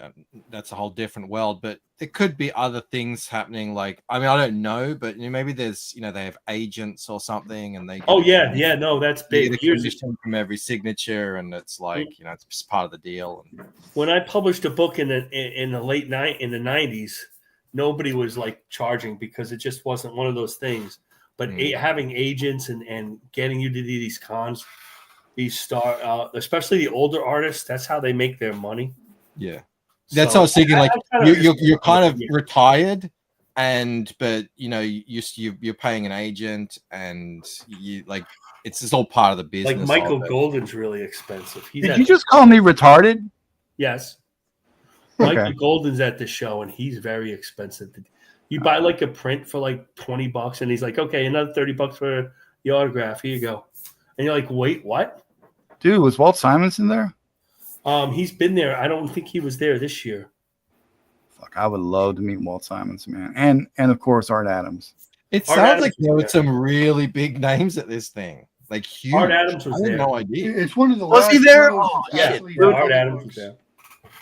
He was busy. I walked by him a bunch of times. But you miss people because the con is so big. There's so many artists. You can't get to everybody. You have to plan the next year. Yeah. And I go around with Southern Cecil and Mega Man MG and Moromi and those guys. So, did you have like a clique you were hanging with, or were you just those guys? Yeah, basically Southern Cecil, Moromi, Mega Man MG. Yeah, we all Griever Enterprises, Mike Griever Enterprises. We would go with him. That's cool. Yeah, they always like, "Are you coming? Are you going to the con?" And they, and then Griever Got this terrific commission from Rini. We're watching her draw it, and she's super nice, super nice. She really is. I have not heard a single bad thing about Rini. And nothing about her and her thing with this is nothing. There's no like I'm mad at anybody in bone in her body. I'll tell you that. She just does her own thing. Whereas us on the other hand, we're just terrible human beings. Yeah, terrible. She comes by and says hi to Andy and Billy and all these guys. And she still does covers for them and everything. Oh, yeah. And did you talk to Narwhal, Annie? I did talk to Narwhal a little bit, yeah. How is he like? What is he like in real life? He is just like really quiet. Like he shows up and he starts talking to Vaughn. He's eating a sandwich, like he's crazy. He's just Narwhal. He goes, "Oh, I have the worst banner." And then, yeah, I heard. And I called him. You want to be called Pear? He goes, "Oh yeah, I had a friend called that. I did have a friend named Pear." Is it Pear or is it Purr? Well, it's Purr really, but okay. P-E-R, Pear, Purr. It's about the same. Yeah. And I think you call him Narwhal. Is that something that bothers him a whole lot? I mean, I don't want to. I've been talking with him a little bit in the DMs. I'm trying to get on his show. He's trying to get on our show. And he's something else. I mean, they're all really nice. I met Elasmat really quick, but I didn't really talk to him. I don't know how to take out Elasmat. I don't know either. But I didn't really talk to him that much. So, but a lot of indie crowdfunders were there. I think that I'm not going to say a lot of crowdfunders were there, but it's unlike the criticism at the end of Tampa. But this is a real comic show with a lot of comics. You want to buy comics? This is a place to buy comics and see artists and writers and everybody. Honestly, if I was to go to a con, it wouldn't be about buying comics. It's just about meeting my people that I, stream with, right, yeah, or work with, like you guys. Yeah, they're more networking. Yeah, it would be more about networking. And just right. But I'm saying this is not. It's not like a swap meet. It's a real comic convention. That's what I'm trying to say. That's cool. And it's every year. It's one of the biggest ones and one of the last ones that are just a comic convention. Like as opposed to Tampa, is that what you're trying to say? And compare it to? It's not just Tampa. There's other comic conventions like that too. Exactly. Well, Tampa's got all these celebrities and movie stars and stuff like that. And that's not always awful. I'm just kidding. I didn't go, but Bancroft went. Yeah, I mean, I've never been to a con, so I don't really have anything to compare it to. But yeah, if you were like really into comic books, there's not that much for you there at Tampa. This is all comic books. If you're into meeting celebrities, I'm sure there's a lot for you to do. I saw one, but I didn't really give a shit about celebrities. Well, South Carolina, there is a lot of just craft stuff. Those people do not impress me at all. South Carolina really mixes celebrities and but the celebrities were really nice. Like, we're sitting there having drinks and Priscilla Presley just stops by to say hi. I mean, they were kind of like not all snotty. Dean Cain was really nice to the guys who talked to him. Dean Cain, I wouldn't mind meeting. I like that guy. I think he's okay. Frank has a really great story about dating the same person as same girl as Dean Cain. She broke up with Fragga to stay with Dean Cain. Oh, that's what she should. That's what Fragga said, as a matter of fact. That was funny. It's Dean Cain, man. Feel like me and Bancroft were dating the same chick. Of course she's going to leave him to be with me. You kidding me? Come on. I don't know about that. She doesn't want to fracture her mind any. Bancroft has a much better accent than you, though. I can lay on that Australian drawl. That's right. Give me the love, baby. And then you're toast. I mean, so like you hear about Heroes Con. Oh, in the chat. It's a great con. What happened in the chat? Kayla's in the chat. Oh, hey, Kayla. I'm not paying any attention at all, dude. I'm drawing and everything. Well, it's hard to do it, Don. I mean, everybody shows that just focus on comics. There are your comic craft shows where it's a lot of locals that have small business at range that are your large comic cons. I'm not even speaking English at this point. Oh yeah, that's true. There's plenty of one day shows around here. Concord. Yeah, that's true. The one day shows are only like $5, so the last con I went to, $75 to get in for 3 days. In any capacity, was 1993 San Diego. That was it. And it was nothing like it is now. I know, I heard that. It was San Diego. It was so laid back, dude. I mean, there was a lot of vendors there, but there was not like all movie stars and TV and all this stuff like it is now. It was an actual, honest to God comic book convention. The biggest celebrities they had were the Image guys. That was it. Those are big celebrities, though. Back then they were, yeah. They sure were. Now you got to take a small business loan just to go to damn con. Yeah. I think it cost me like I think back then, I think it might have been like $50 for like all 3 days. I'm not sure. It was a long time ago. Well, I went in 2016. I think the tickets were $700-800 for the 4 or 5 days. It was fucking crazy. Insane. That's a little too much. Yeah. I used to do cons in New York. I used to con people. I was behind the table at cons. You want to go to these things to try to, promote your business and get your name out there. Then it's like, I got to justify the cost. You got to. We used to buy free tables at cons. Yeah, I went to MegaCon in Orlando the last few years. Each year it jumps up $20-30 at a time. Jesus. It gets harder to park every year, and it's like there's nothing. So what is my money paying for? What I think the most amazing thing about it is nobody buys comics, right? I mean, we have the crowdfunders. That's what they say. And some of us do well and stuff. But generally, nobody's going to stores to buy comics. Yet there are a ton of people at these comic conventions. Like, I will say this: like, why aren't they buying comics? I've been getting kind of impressed with DC Comics lately. Oh They're yeah, I've heard that. putting But out some good stuff that's these the days. general thing I'm saying.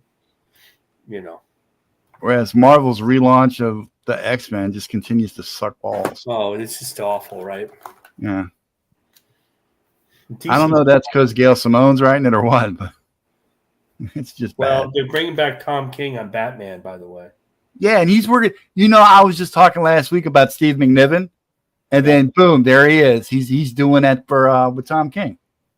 Yeah, but it's Tom like, King, it's like they were listening to me. I put it out in the universe. Got Steve McNiven a job. Tom King is probably the only Batman I've ever read. Yeah, people left because of, but that's good because you got to see a lot of Lee Weeks. He's a great artist. He was at the con. Dude, that's why I got it. The art. Freaking love Lee Lee Weeks was at the con. His stuff on G.I. Joe is great. Actually, anything Lee Weeks does is good. Yeah, Lee Weeks. I loved him on Daredevil back in the day. That was awesome stuff. However, Claremont is banging that X-Men side. I didn't know he was doing X-Men anymore. Me either. He was at the con. She's right. They're not getting any promo because I would know about that if they were. John Romita Jr. was at the con. Yeah, I saw a YouTube video. He was talking to somebody, and he was pretty lax, dude. Yeah, it's hard to see. His line is so huge, and he doesn't hang out with us after. And I asked Billy, "Hey, how come John?" Billy's good friends with him. How come John doesn't come by? He goes, his wife got in a car accident years ago, and she really can't walk. She's in a wheelchair, so they just kind of stay at the hotel most of the time. See, that's the thing with meet him after on Saturday night or something. That's the thing with me and Mama Donna. We want to go to a con. We want to meet people. It's just that me and my knees and her neuropathy and everything. Yeah, that would be murder, dude. No, it's and the other thing about here's the biggest negative about Heroes Con. It's in a convention center. It is not carpeted, and even people in shape by like the end of the first day are like stretching out their legs and their back because you're shot because you're on the cement floor. Damn. No, it's that's tough. I had a better time this year than other years, but it doesn't get easier. You have to have superpowers like Moromi. I don't know if this is turning out the way I want it to or not. It always turns out.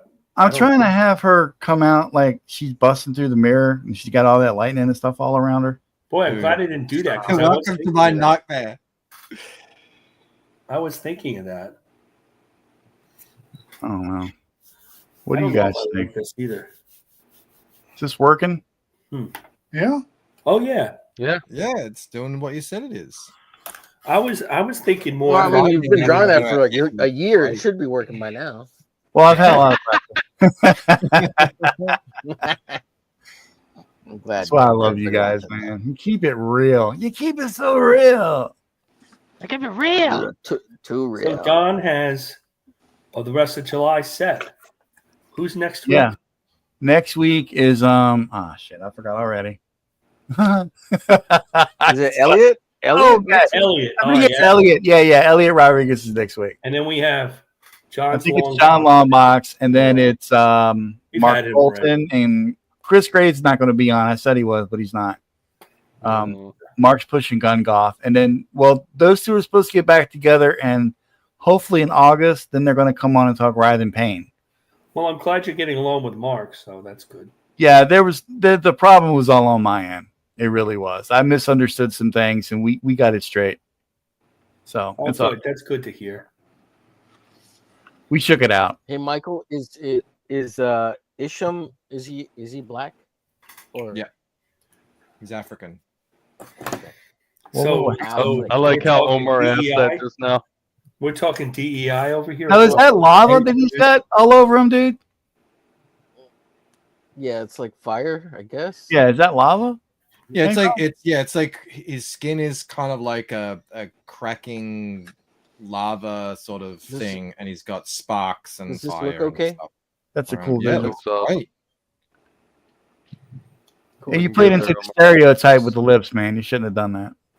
Oh man! And Well, then that- I black tried to man- get the nose right, but You gave him Steve Harvey lips. yeah. Shouldn't It's have gonna done give that. him a bigger nose and bigger lips, but you know. Come on, man. I was gonna draw his midsection just a big. Meanwhile, look at this guy. Look at this. Master in the spot in the blacks. I've been. Nice. I jumped onto Twitter to reply to some people, so I've made a bit slow. But Mama Donna, you're being paged by Kayla. She wants to know where you are. Give her a shout out. I'm right here. Right there. The gag actually got loose. Yeah. I've been in a funk all day. Yeah, she's been in a funk. She hasn't been feeling too good ever since McDonald's. Oh, yeah. That's a it shame. happens. Oh, you don't know that story? Yeah. Oh yeah. She. I remember you Yeah. reading about that on Twitter. That sounds awful. She It did sound still bad. kind of cooperating, not cooperating, recuperating from that. Hey, Mama Donna from everybody. Everybody love Mama Donna. And Bancroft, Kayla said that you draw so clean. Thank you. So clean. I do try. The rest of us are a bunch of sloppy bastards. That's all good. I took a shower this morning. Glad somebody did. I can smell you from over here, Marcus. You smell beautiful. Thank you. You smell. My drawing method is. Yeah, that's an intro. Well, it looks okay.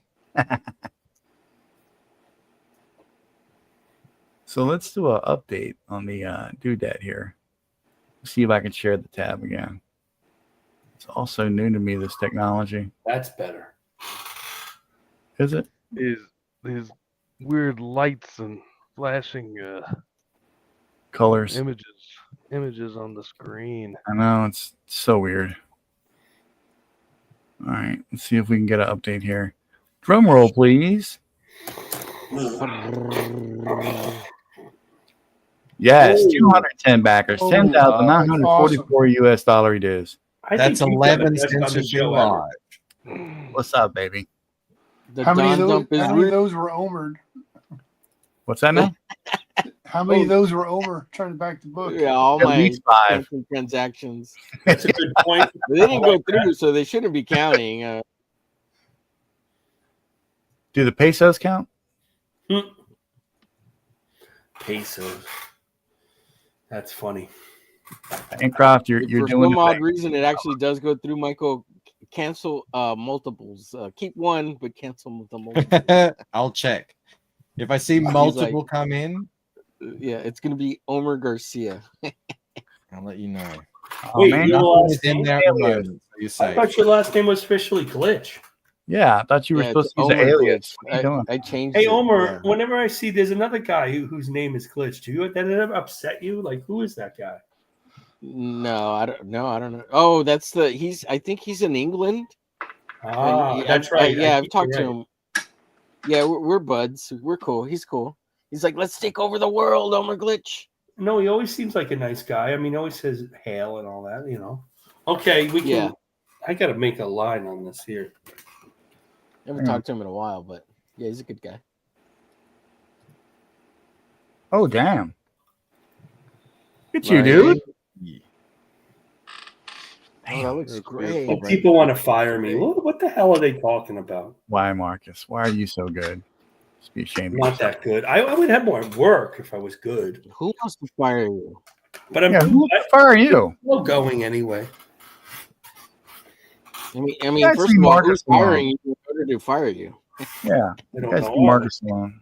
Marcus is our boy. I have no comment. He's our dude. Leave Marcus alone. He knows people. We're depending on him for clout. Leave him alone. You know, actually, like you know, if you want, like when your thing comes out, you got to contact Andy. No, when my thing comes out, I keep that as private as possible, bro. Well, that's true, but I heard that wasn't true at the grocery store. But okay, when Omega Mission comes out, you're going to go on Andy's show. I would like to. He said he had to check his schedule, but everything's all up in the He air. always says that. Yeah, but even if you go on late, I mean, Pretty sure it's worth going Sunshine on would the be glad to show. have It's me always in, about too. the DNA bumps about 4 or 5 backers. That's not bad for anybody. Yeah. You can't turn away any backer, you know. No, I decided to not do the campaign in August. I want to get as much of it done as possible before I even think about crowdfunding it. And I was doing so much for everybody else. I kind of got behind again. So I want to do the right thing by everybody. I don't want to be a villain.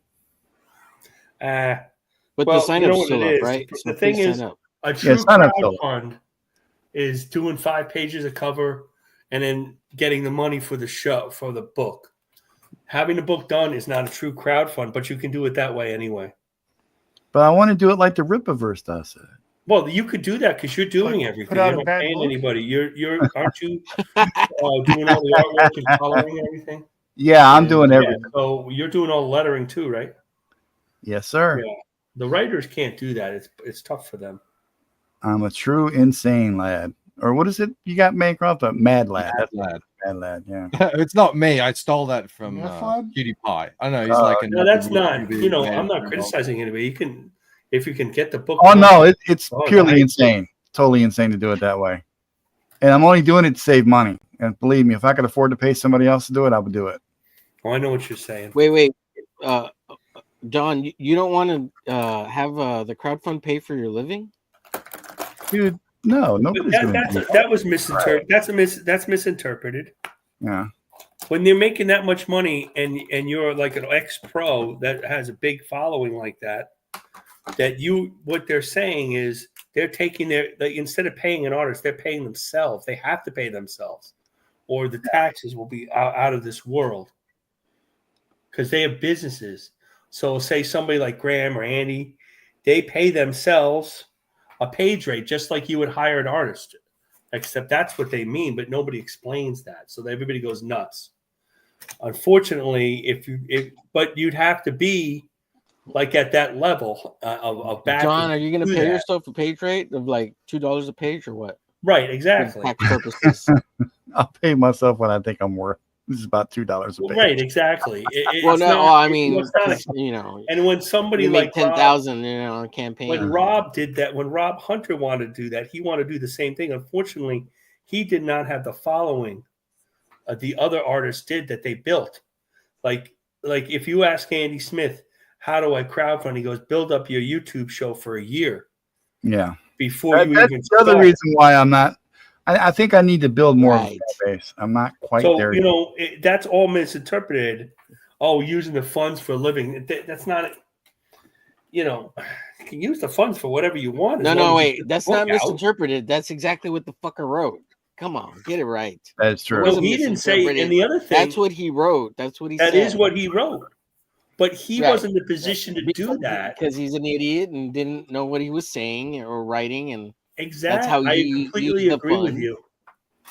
Yeah. No, I think he knew what he was saying and writing. I think he just disastrously overestimated what he would earn on it. I think that's what it was. Right. To do I what think he's I talking do about, that. you need to be doing probably $200,000 campaigns around that a year, depending on your living expenses. Because to Right. take a decent cut out of it for yourself as you go, and pay for production, as printing and shipping, it's and taxes. It's Right. a lot of money. You're gonna need a lot of money, and just coming in first campaign doesn't matter if you're on Ethan's or not. Like, how many people come in and make hundreds of thousands of dollars without any prior Oh, not many. audience or name or Right. whatever? Only Like, the it's top 1 to very- 5% Yeah. of crowdfunding. Yeah, There's so 5 And guys. the other thing, 5 or 6. people got to the be a other bit thing more is that realistic. comics are taking a Right. beating in crowdfunding, but other things are way later. And games are disaster. Oh shit, man! They They got never whole come friggin' inventions of like actual mechanical devices that crowdfund millions of dollars, and they never see the light of day. They never get delivered or anything. Exactly. We're taking because Yeah, but we don't this- care about those because they're not comics. So Well, that's who cares? because And this bringing them up industry is doesn't used to matter. having comics. And it's comparing apples and oranges. those are totally different products. Okay, Omer, you. No, I disagree 100%, Omer. It's still a crowdfund. Okay. And comics take Oh, it. in the it's still a butt because- crowdfund. I'm not arguing that. Oh, okay. What you were saying there. The comics get killed because this is one that everybody bought their Spider-Man comic every month. And how come those guys could put the comic out and nobody sees a difference when the crowdfund model is has to be the European model of graphic novel, a hardcover graphic novel they put out in England or something, or in Europe, France. That's like, like this, like an 8.5 by 11 book, and it's one a year, and they're famous for it. But it's hard for the Americans to get into that because it's always been a monthly or bi-monthly, sometimes twice a month thing. And it's Todd McFarlane doing it twice a month, or John Byrne, the top of the top. And how come nobody else can draw like that? Because nobody else can draw like that. But so it's hard to get everybody used to waiting a year. And then if it's late, then that's a year and a half, and then that's 2 years, and then that turns into 4 years, and people die and they get injured or whatever. and then everybody's screwed. Yeah. Wow. Yeah, I think most people are okay with a little bit of lateness as long as there's good communication and you can see that they're working on it and everything. Because I think, it is something, it is different if you're just part of an assembly line and you're the one piece in the machine and you do your job and then that's it. But when you're crowdfunding, you are the machine. You're doing, you're doing not, even if you're not doing all of it, you're doing a lot of it. So there is a bit of a leeway there.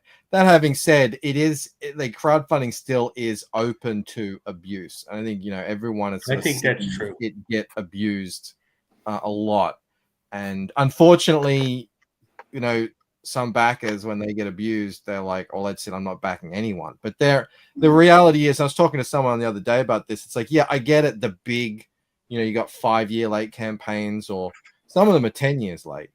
They obviously get a lot of the limelight, but there's hundreds, if not thousands of other smaller ones, or even big ones as well, that, fund and get out. And like, I got 2 shelves worth of books here that I've backed, that I've received. Right. So, Yeah. I think it's really overstated, a little overstated. But look, I get it though. Well, I get it. here's- It's just, you know, you've been waiting years and years, and you're not getting a refund if you ask for it, or you just like want any kind of communication that's not forthcoming. You know, I'm not going to say anyone's anger isn't unjustified there. I would say this and is add to kinda the right, conversation that one of the things about this community is there's a group and an audience to people to complain to about all this nonsense. Whereas in like saying you back some kind of free energy project thing on Kickstarter or Indiegogo of some technology thing, they don't have the same groups where you hear all these people complaining. You know what I mean? There's not Yep. these groups of like tech people of like, let's make a YouTube channel to promote our Indiegogo and try to build an audience around. You know, this is a group, and he who screams the loudest gets the oil on the squeak, right? Grease. Or whatever. Hey, I think you're right. I think you're right, Omer, because I know I was talking about this with a guy at work, and he backed some book, some book years ago, and it's like 10 years late. Not a comic book, a coffee table book about San Francisco or the history of San Francisco or something, and it's never come out. And he's got nobody to complain to about it, right? Like as a group. Nobody, yeah. Well, we have the thing, but there's other things like Scott Lobdell with a famous artist never delivered. There's Archie Comics guys. What who did never he not delivered. deliver? It's just our circle either. You know, What did Scott Lobdell not deliver on? there's a crowdfund book he never delivered on. Called the Antibodies or the Antibodies or something like that. Something like that. I don't. Yeah, I right. backed the same book, and I never got any. I'm still waiting for my Rob Liefeld correspondence. Brigade. That's You like never 8 done years Rob back. Liefeld Brigade. And if you ask Rob about it, he blocks you. He usually blocks you. Yep. That's That's nuts. Or- Like, that's legit. They- nuts. I'll Yeah, give it to you at that's the pretty messed up. con. Meet me at a con. I'll give you a copy at the con. I'm like, bitch, I paid for shipping. What are you talking about? Yeah, exactly. Well, if the guy is a cool guy like Townsend, I don't care if he pockets the shipping. I mean, he didn't make any money. Oh yeah, I'm sure on Black Phantom. I mean, that's all relative, you know. right. Not that I'm rich enough. I can't afford the shipping. The shipping is what keeps you from backing books. It's not the book price. That's true. Yeah. Shipping, And yeah. like I've had people, and the other Lately. thing that's interesting is there's people like the people in Canada. That's one thing. It's hard for them to back like smaller, like, oh, my book's only $10 and my book's only $5. Well, they're not getting a value when they have to pay $25 for shipping on a $5 comic book. You know, Like with Bancroft's book, for example, I wanted to get to Lucent for the longest time, but the shipping was always throwing me off. You know, finally, I was able to You get got a it. good price right now. Yeah. I've always had pretty good shipping prices. I'm gonna say. Yeah, you're not really the problem. My budget was kind of the problem. But I feel that. So, so the other question is, there's the price. Everybody's worried about the. I think the expensive price, if it's a 48 to 72, 100 page book and it's $25, that's fine. But when you start saying, "Oh, I'm going to put my book out for $10, $5, or $10," are you discounting your own work? You know, there's people feel like you're not saying, "Oh, that can't be any good. It's only $5. Why would I buy that?" Well, it depends on the book. Like I wouldn't sell this for $10. Like What are that's you a saying, 100-page. That's a 100-page book, years of Right. work, and it's got a UV spot cover on it. But if I've got like, I think a comic book, $10 to $15 is fine. Like I don't necessarily think if you got a 20-page comic, even if it's super schmick, unless it's like way above the board, then $25 is probably a bit much. That's a bit high. I have to agree there. It's kind of, and it becomes a hard sell because it's like, all right, well, why would I get that when I can spend $25 and get this 68-page here, you know, that looks similar. So, but yeah, I don't mind paying a bit more on a crowdfund, obviously. yeah, that's weird too. Shipping to Canada from Australia is cheaper than from the U.S. to Canada. It I'm is weird. sure Canada is rough. Getting rougher all the time. Yeah, they don't want to work with anybody. Canada's got problems. They're mad. They're tired of being on top. Well, they are America's hat. That's right. What would that make Mexico? What do you think? Our bedroom slippers? America's underwear. Our underwear. Welcome to Acapulco, the crotch of the continent.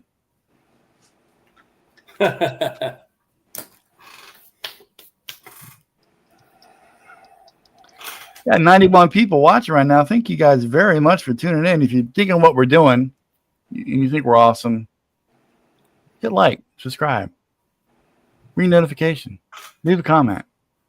You know, all the usual YouTube stuff.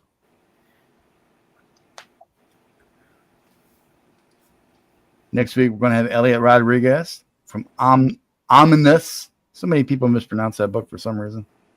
I'm trying to be one of them. It is ominous, isn't it? Because that's what I Great said. Cloud Day. Yeah. Tim Truman. I've been saying ominous. I've heard ominous, omnibus. I've heard all kinds. Yeah, that's the thing you try. Oh, is it omnibus? No, that would be omnibus. Yeah, or go on and back. Omnibus is a really good book by Elliot Rodriguez. Really good book. Omnibus. Well, there used to be a book by Black Roads Comics called Cerebrum, and then Cerebum, something like that, and then Finacha called it Cerebum, and that stuck. So now everyone was just calling it Cerebum for like ages. Everybody grab Sarah's bum and have a good time. Sarah might not like it, but you know, she'll get over it. Once the lawsuit settles, you'll be fine. If I could get my artwork to get as many likes as my romance covers, I'd be all right. Yeah, people love your romance covers, dude. Well, these ones particularly are big because Matt Baker's so good. I'll go back to normal when this is done with the regular DC guys. We'll see how people still like it. I think people are digging the vibe you put out, Marcus. Overall, It's not the only thing I really do except for artwork like this. I don't do a whole lot. I repost a lot, but I don't really reply. I don't really make my own posts. It's just trouble. Everything's trouble now. It is trouble. What are you talking about? Like posting on Twitter? Yes. It's just trouble. I've made it kind of my mission to try and stay out of it for as long as I can. It will find you eventually. You won't be able to get out of 100%, but you can still do it. I mean, I know a lot of people like, well, if I see something, I got to say something. And my motto is that's kind of a real life thing. Internet is different. Internet doesn't really work like that. At least that's the way I look at it. I'm just like, all right, I see people arguing. I see people saying dumb shit. And I just keep scrolling, you know? And it's that kind of way of doing it has helped me, I think. And then for my own, what I post, it's just like whatever I'm doing. You know, art stuff, Lucent stuff. People like, I think, oh, that's a cool looking book. Promote that, and it mostly, for the most part, keeps me out of trouble. Although every now and then, you know, you're just gonna step in it, and you just have to deal with that. I don't know how many times I catch myself saying, "Just shut up and keep scrolling." Oh yeah, because you know, it's just the internet is full of stupid shit, and I mean, I've been there. I've had gone into flame wars with people in the past. And all it seems to take sometimes just having an independent thought, and people are going to lose their mind over it. Especially if it's different from theirs. Yeah. Yeah, if you like something that people don't like, you're going to get it. If you don't like something that people do like, you're going to get it. So it just feels all really like people want to come on to, say, for instance, X and vent. And so I just like, okay, I'm going to stay out of their way then. Yeah. I saw something today. I really wanted to comment on it. And I'm like, you know what? Don't. Just stop. Let it go. It's not your problem. Just back off. And I did. I was very proud of myself. Silence is violence.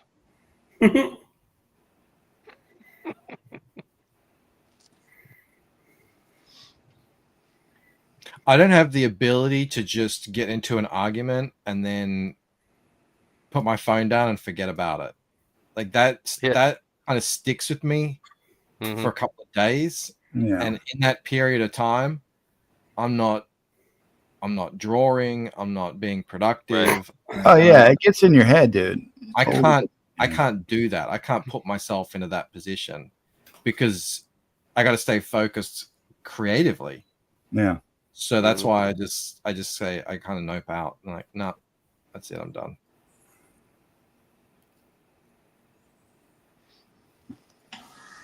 And it's not like there isn't an absolute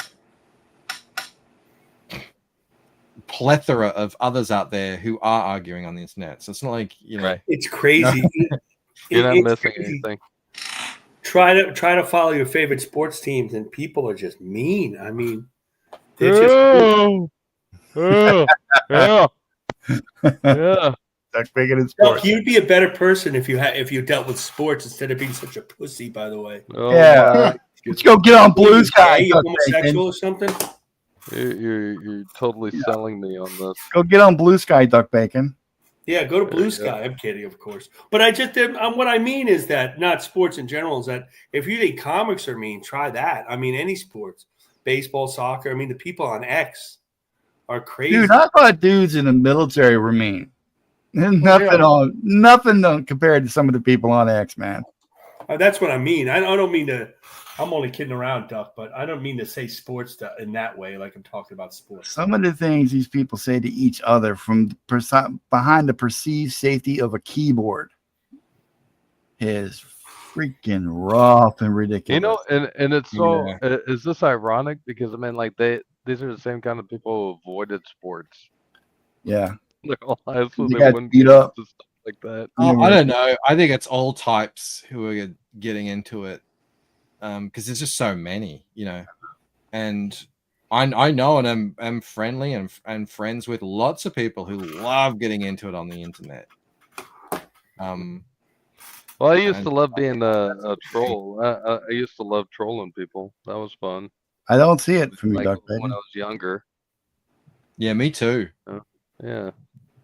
Man, it's fun to just get under people's skin who are like, but I think I guess I kind of had that personality anyway. No, I growing don't up. see it. Don't see it. You're such a nice, straightforward guy. Thank you. I want to control Don. Well, I grew up, Don. Oh, is that what happened? Damn, I should try that Yeah. sometime. So you're a real boy now? Yeah.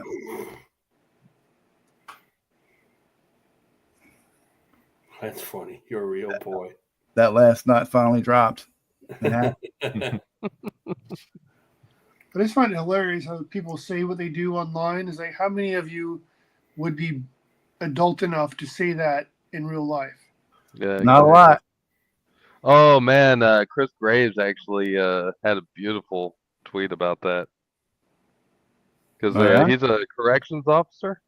Oh yeah, I saw that. Yeah. Yeah. If anybody would know, I mean, we'll talk about hearing it all day at your job.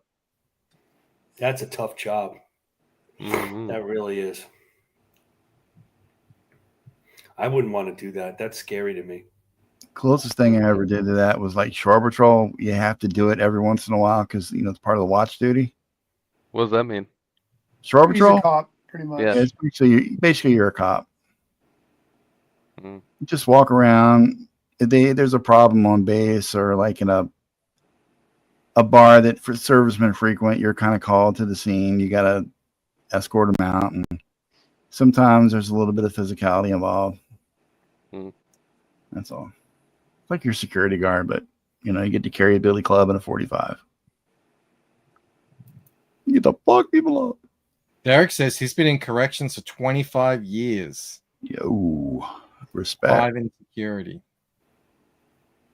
No thanks. Who I had- couldn't. I met Derek. Oh wow! The Dukester. Salute you, Derek. Keep them convicts in line. Yep. That's great. Good. Wow, that's tough. That's a tough job. Yeah, it is a tough job. I really have to say that's a tough. God bless you. I didn't sneeze, but thank you. I'm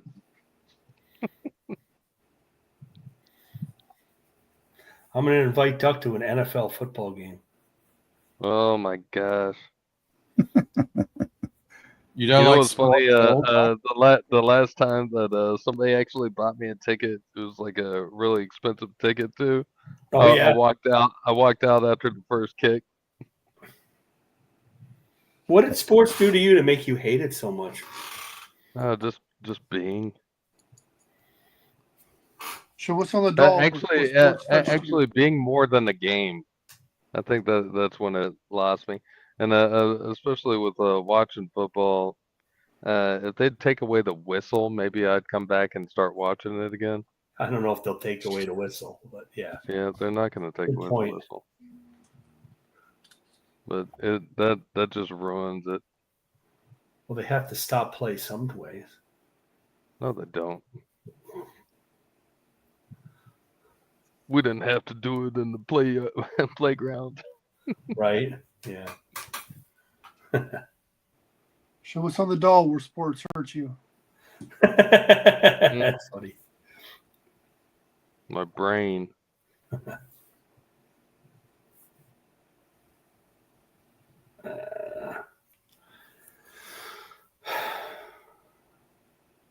What happened to Omer? He left. I didn't even notice. He didn't say goodbye. He's got his little sign up. Did they? Says, "Screw you guys, I'm out." Yeah. He's tired of this crazy shit. We're going to be wrapping it up in like 20 minutes or so. This is like one of your like one of your best funded streams, though. I mean, think about it. It's Bancroft doing it. Give it up. Yeah, you just got to make sure you get on like the day after. That's because there's still a lot of good I keep energy. working on this. I'm going to ruin it.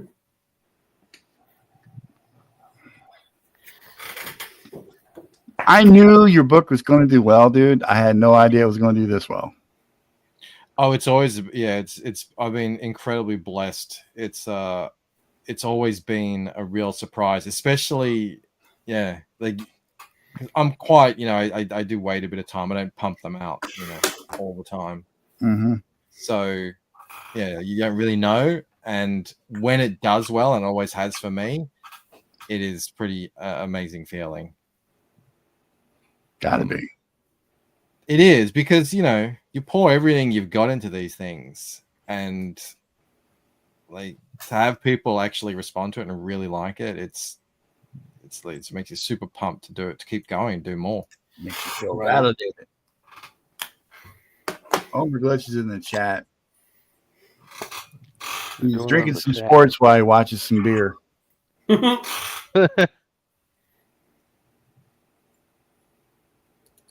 And How Deer's talking about his latest YouTube short. If you guys want to check that out, that'll be in the description as well. Hey, I got a new video. I saw that. I haven't seen it yet. It was good. I should have asked you about it earlier. Sorry. You want me to pull it up, Doc? Yeah, pull it up. Sure. Pull it up. Make sure you mute it. Make sure you mute it. Okay. Because it's got copyrighted music. Copyright. Yeah. Let me see here. Am I subscribed to DUCKBACON? Probably not. Probably not, you jerk. I don't know. Oh, look, I am. Crazy. Oh, the Spider-Man one? Mm-hmm. Nice. With the art you don't like. The art I don't like.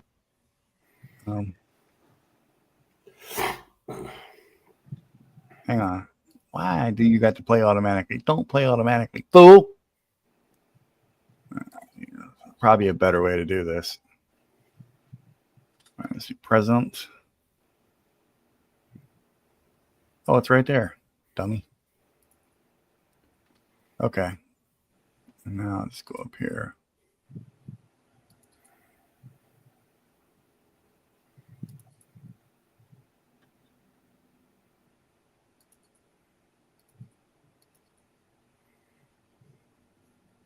Got some Ditko flavor going on. Mm-hmm. Mm-hmm. Yeah, it's great. Yeah, this is when I was experimenting. Oh, yeah, dude. I like that. Whoa, what the hell? Okay. Buildings. I'm building buildings. Those are called backgrounds, Don. I really like the way the ha ha. Call it backgrounds.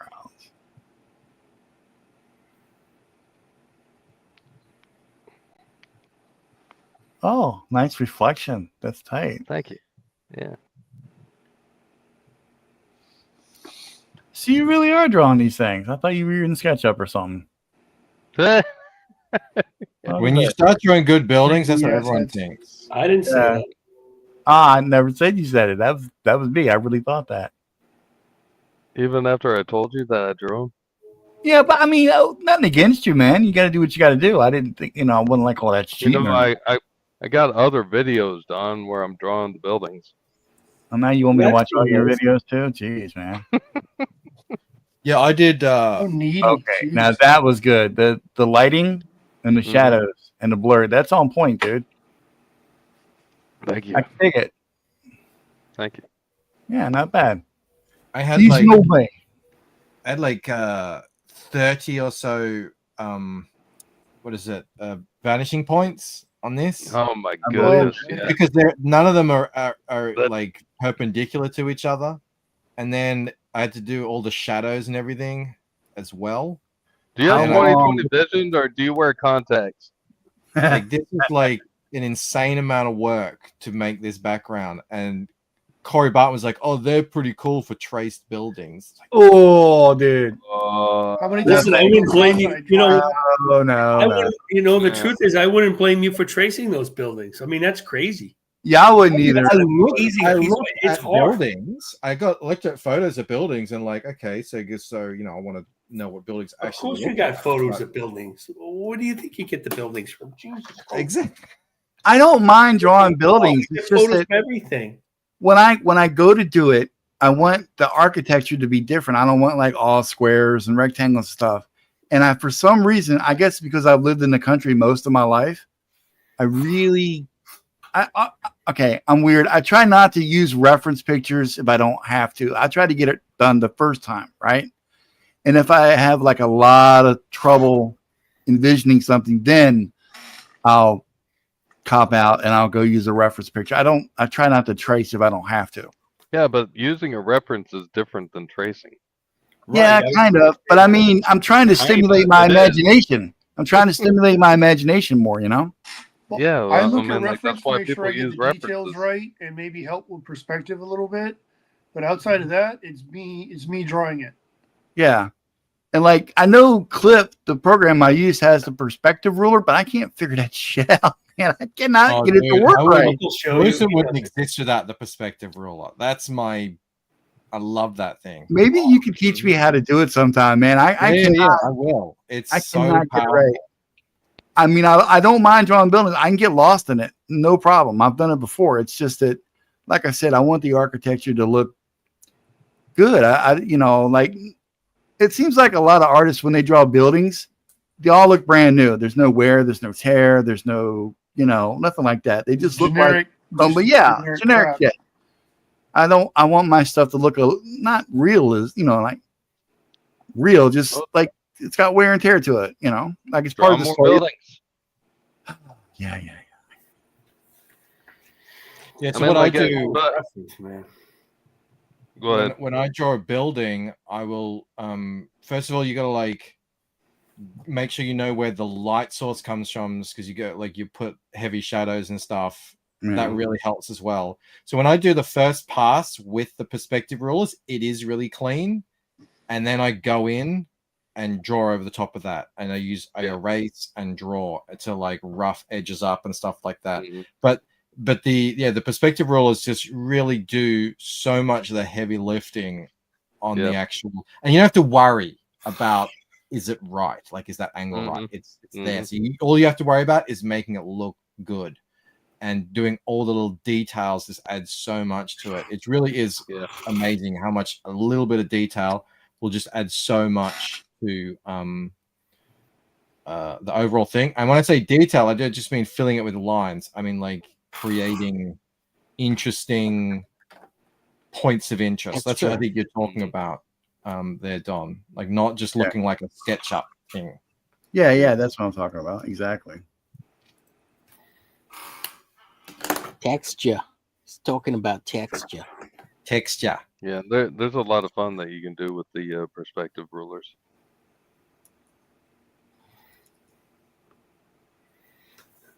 If I ever go digital, that'll be why.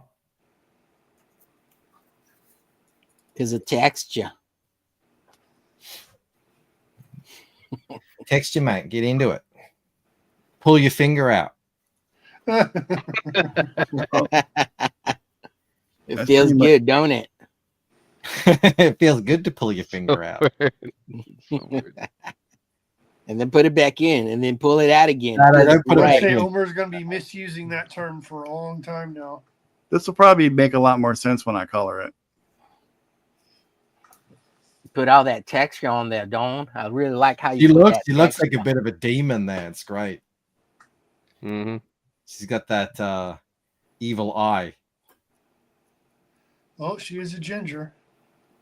Yeah, that's what we're going with. Besides, Don didn't draw this. The other real Jim Lee did. Wasn't me. He's been working on that for a whole year. A whole year, dude. Wasn't me. We never heard from the real Jim Lee, huh? No, we sure didn't. I just texted him. See if this. I don't know if he'll respond, but is he still alive? Don was crying. He misses him and loves him. Crying that much? Damn, man. I'm just concerned. SSD, wants the SSD. Why you gotta be like that, man? I was just concerned for my boy, man. Just concerned for my boy. Yeah, he's a grown man. He's got to go watch the Watchtower at the airport. Yeah, probably off all-nighter. Playing Dungeons and Dragons or something. He got a new Asian girlfriend. What happened? Telling somebody how to fly their airplane. Yeah. It's keeping it real.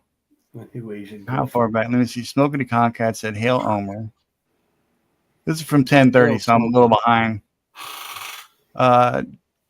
Derek, like, yep, 5 minute correction. Okay, yes, we saw that. I'm not just saying that your time of corrections doesn't matter, dude. I'm just going to the chat real quick. Maromi, LeBron ruined basketball, and Kaepernick ruined football. Okay. No, Kaepernick never could play football.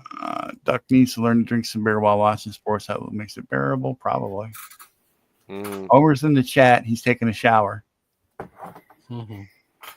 How dear, follow Duck Bacon, just not after taco night. Derek to Dukester Clay subbed to Duck Bacon. Look at that, we got you a sub. We got Bancroft's themselves and Duck Bacon a sub. God damn, we're doing good. Hey, so when are we gonna do the nugget challenge over here or the pizza challenge? Never. Oh, that sounds good. I'll totally do that. Right. Yeah. You guys do it on the extreme. Marcus and John. How many nuggets do you think you could eat, Homer? I could probably do about the 50. I think I'd do 50. Matt Merck, the metal cartoonist, says orange chat in the studio. Matt LaRock, I find basic 3D drawing like buildings boring. So when people use digital assets, I don't care. I make up all my own buildings because they're sort of fantasy. What's up, Matt?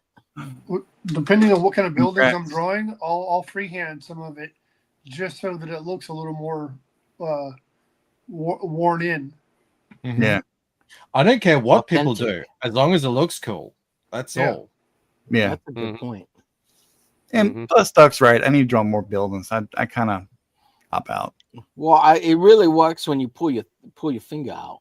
Yeah, I'm kind of a background pussy. You know how to. Congrats to Michael Bancroft from Derek to Dukester Clay. Thank you. Everyone have a great night. This was fun. I agree, it was fun. The studio is always fun, even when it's not. Matt LaRock says, "Yo, Bat." Bat Merck also says, "Perspective rule is God mode out here." Yeah, just keep pouring it on, guys, about how I suck about perspective rulers. Thank you. I can go get some salt and lemon juice if you want. Fucking hell. I don't got enough. In the wound. Got enough crying to do tonight because James wasn't here. Now I got to go through all this insanity too. These are not crocodile tears, people. Real. You can go cry on Twitter and tell Wait everybody till- about it. Right. I'm gonna start a fight on Twitter with somebody. Keela's got a good point. I'm gonna find that guy that did that poop video, Omer. I'm gonna find him. Oh shit! Yeah, let's go. Hunt We're him gonna down, beat his man. ass. Yeah. Kayla says she thinks manga artists draw some of the best buildings. Akira. They do. They're pretty good at it. Oh, dude, Akira was retarded good. And did you hear that the rights reverted back for the live action? They're not going to do it anymore. Well, good. They never should have. In the Yeah, first they place. would just F it up. You can't make a live action of that. You don't got the budget for it. They I'm not should gonna do a try to TV pronounce show and base it on the comic because there's so much more in the comic, in the manga. You would think, That'd right? be cool. That'd be cool. Matt LaRocca says, yeah. Skipping the whole Matt conversation. LaRock in the house. Let me see. Matt LaRock. Matt's got a Moroni good show over on his would channel. rather eat a whole rotisserie chicken than all those nuggets. Well, What it is was it? Chick-fil-A. It wasn't. It wasn't just I don't any know, nugget. man. Dealing with all Well, that. Yeah, It was Chick-fil-A. It wasn't. It Yeah. wasn't. Oh, so we didn't have any flavors. Chick-fil-A sounds good. I love Chick-fil-A. yeah. I like Chick-fil-A too. I haven't had Those Chick-fil-A. little nuggets, they're just little nuggets, man. Easy peasy. Man, look, you know what? Next payday, let's do the challenge. James is sleeping in the board meeting like Bruce Wayne. I love that. That was the great, best Oh, one where he's sleeping in the. And I never Bancroft, you got Chick-fil-A down under? No, unfortunately, we need a No good Chick-fil-A. chicken place. We Yeah, don't. it's got like really- kangaroo fillet, right? Oh, We have charcoal chicken here, which is just Marsupial. like Marsupial munchies. oh man, I would love to try They don't eat kangaroo. kangaroo. meat. They eat the spiders. I'm Yeah, sure the crocodile jokes nuggets. never get old. Kangaroo meat is just really gamey and it's not great. Yeah, So good. I'd eat it anyways. I like your. Give me some roux. A roux steak. I want a roux steak. Your You can ink get is on point, dude. Good rendering. That's some really awesome stuff. Yeah. Friggin' clothes Is that a wrinkles, man. They're self-insert? always the Look at hardest that. thing to do. That's where the majority of this thing. You know what? You know who's great for wrinkled clothes is Sylvester. Yeah, he's good. He's good. When Yeah. people Yeah, are but good all at of it, his stuff looks like I it'll make cut you if you touch it. I just came in my pants when you said that. Oh, man. Jerry Ordway's really good at rendering clothes. Can't go wrong with Sylvester folds. The Akira Well, anime that's was good. so I good. just A movie. in Well, my I pants. agree. Kangaroo to Langer. My pants. I pull my finger out. The hell are you talking about now? You guys have no. Talking about the Bancroft bump when you pull your finger out. You got no. let me check the final number just to be 100%. Oh my Let's god! check the numbers. 'Cause He's I have trying. He's trying politely to leave. Look, you guys insulted the man. It is 11. What is it? So 211. So that's 12. What is up? Nice. Sweet. 12 backers while we were on the stream. That's got to be a record for us, guys. That is a record. I mean, it really does. I right? know. Brag about now. That's huge. You got your due Don diligence, baby. Oh, I like that. That's right. I like the Don Dump better. You would. That's the shorthand version. Yeah. Yeah. Just remember the G is silent. Yep. Just pull your dong out, man, while you're at it. Stop. Stop it. Do that. Duck needs. Oh, come on, dude. Am I back up here again? How did that happen? Stupid scroll wheel. McFarlane straight up stole from Akira. He liked the bill inside Akira. He liked Yeah, that's funny. That panel, he just lifted it, the whole thing. Yeah. And he's And like, yet- no one reads manga. No one will ever know. People's like, well, it's Todd. He can do whatever he wants. Yeah, but Hey, Michael. don't you feel Michael bad? It's Bancroft. like, oh, I love that background you drew in that panel. Oh, thanks. Yeah, it was a lot of work. Kayla says she can't back till Friday, but it will be back, Bancroft. Thank you very much, Kayla. As soon as that kid gives me the lunch money he owes, I'm going to back it. Oh, not only did we get to 211 backers, we have officially passed $11,000. What's up, dude?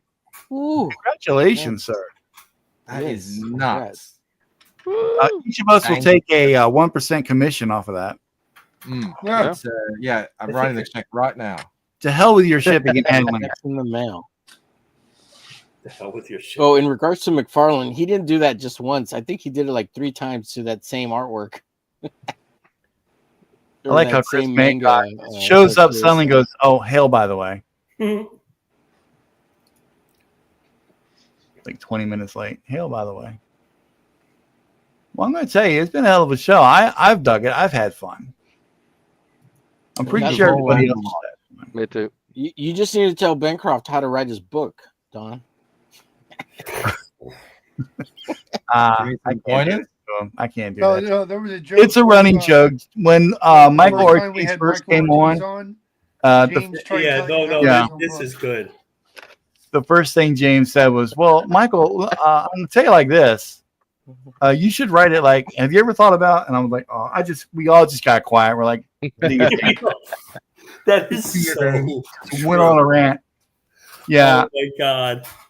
And it was like, I love dude, but come on, man. That kid took that guy. There's so many memes about him. Yeah. I just don't know what to say sometimes. It's like the Warner Brothers thing. So they had to report that Zaslav's pay got cut from like 15 million, like 2.5 million a year. And then Akapad come on the show one night. Hey, did you have something to do with this, James? I'm not saying. We're going to get physical, dude. I was like, oh shit. That was brilliant. Well, funny. Michael, James has stock in WB, so he constantly talks about going to the board meetings or some bullshit. Yeah. Akapad just, kind of put more perspective on Seriously? it. Like, yeah. Kind of spun a whole new perspective of the thing. Yeah. Meanwhile, we're supposed to have his back, but we all just kind of back away. We're like, the poor guys fight each other. Finish him, It is funny. We're good friends. We don't care. That was pretty funny. It's really funny. Yeah. When I write my letter to WB, I'm going to tell them how it should be to bring DC Comics back to the best comic company in the world. And they hadn't been the best comic company since 1958. No. And then what gets me is he'll show the emails that he gets from them. And it's like, what does this prove to me? You got an email? Look, I got an email from Fingerhut. It doesn't mean I'm on the board of directors, okay? Right. I mean, good for you, bro. Fight, good fight. Do what you got to do. Just tell them to make good content, damn it. I mean, he's Ghibli's boss after all. Yeah, right. Mm-hmm. That Mark wants to finish ourselves. And he also said fired Michael Ortiz's brother from that. Oh God, yeah. You assholes start saying that shit. Michael's on stream with us. I'm like, oh damn it. James is gonna get mad and leave. Michael's gonna get mad and leave. It's gonna be me, Marcus, and fucking Omer. I'm not sure Michael gets mad at anything, boy. That guy's pretty chill. Yeah, pretty much. I mean, I'm still amazed he fucking streams with us at all. Yeah, and he keeps saying that he's like, well, those comics back in the day really weren't that good. And you're like, I didn't got them. I know you guys love them.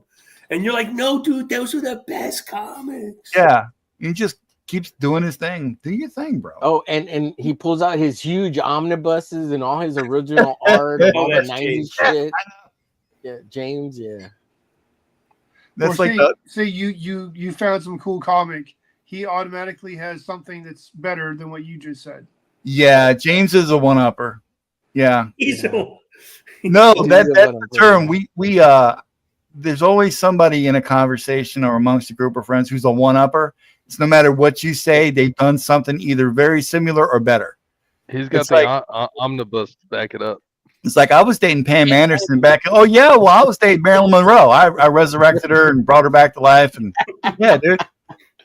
Yeah, Marcus mentions I won the lottery for $1 billion. Yeah, well I got $1 trillion. It's like, come on. Yeah.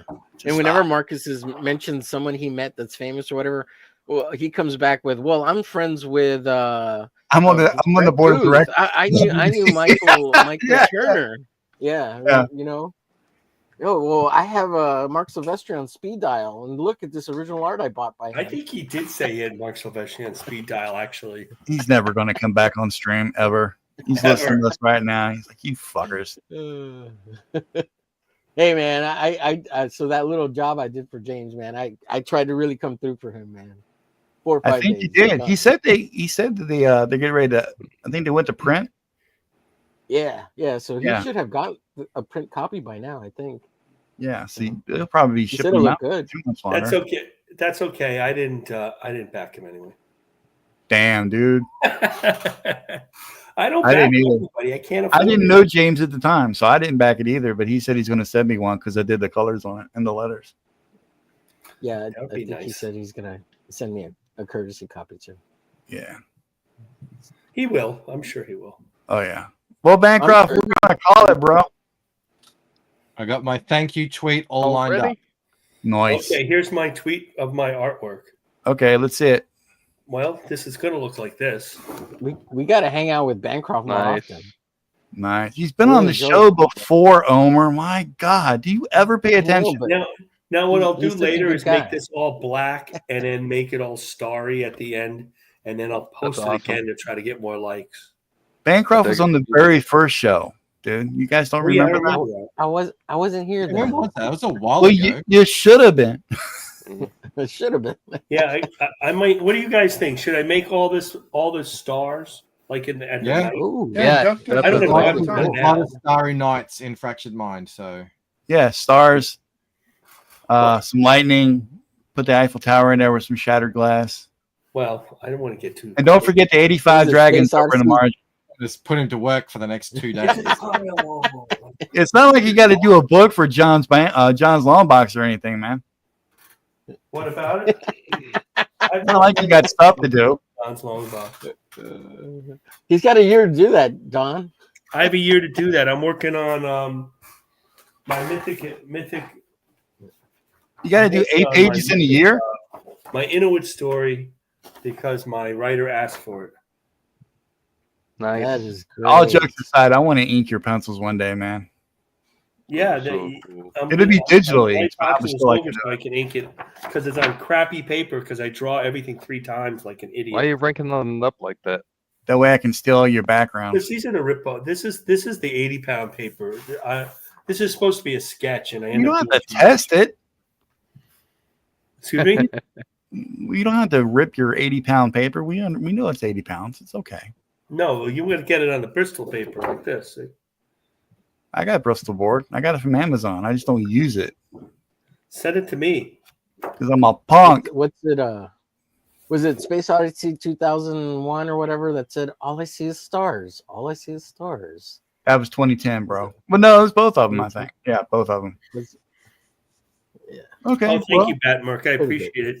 It's an Thank Inuit you. story I do for Mythic America's gaming company. It's kind of like Warhammer with indigenous peoples. So I've Just done say Indians, I've man. done Mayans and Aztec stories, just like 8-page stories. Nobody even knows what indigenous means. Just say Indians. Well, they're different Indians, Indians. Aztecs and Mayans.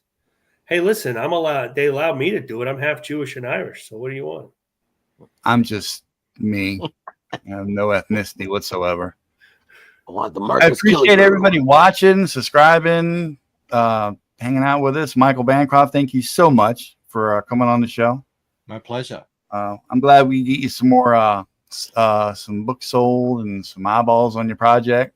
Absolutely. Thank you very much. It's a very interesting tale of lucence, being lucent. We got to know thank what you, lucent Malcolm. means. Mama Figure out Donna, one day. you want to say something? Good night, all my sweetie pies. Good night. I'll be on it. Thank you, You Mama. notice how she's nice to you guys, but I'm like, An asshole. yeah, thank you. That must be your nickname. I want to be just Anyway. like Bancroft someday. Have good Yeah. campaign. So yeah, I guess that's it for us. James was not here, so it was a little different. Oh, you going to show your shit off, Doc? Yep. All right, Oh, well, cool. bring it up, man. Come on, don't be scared. Hold on. Go on, Ducky. Oh, For some God. reason, my camera went back. Yeah. Huh.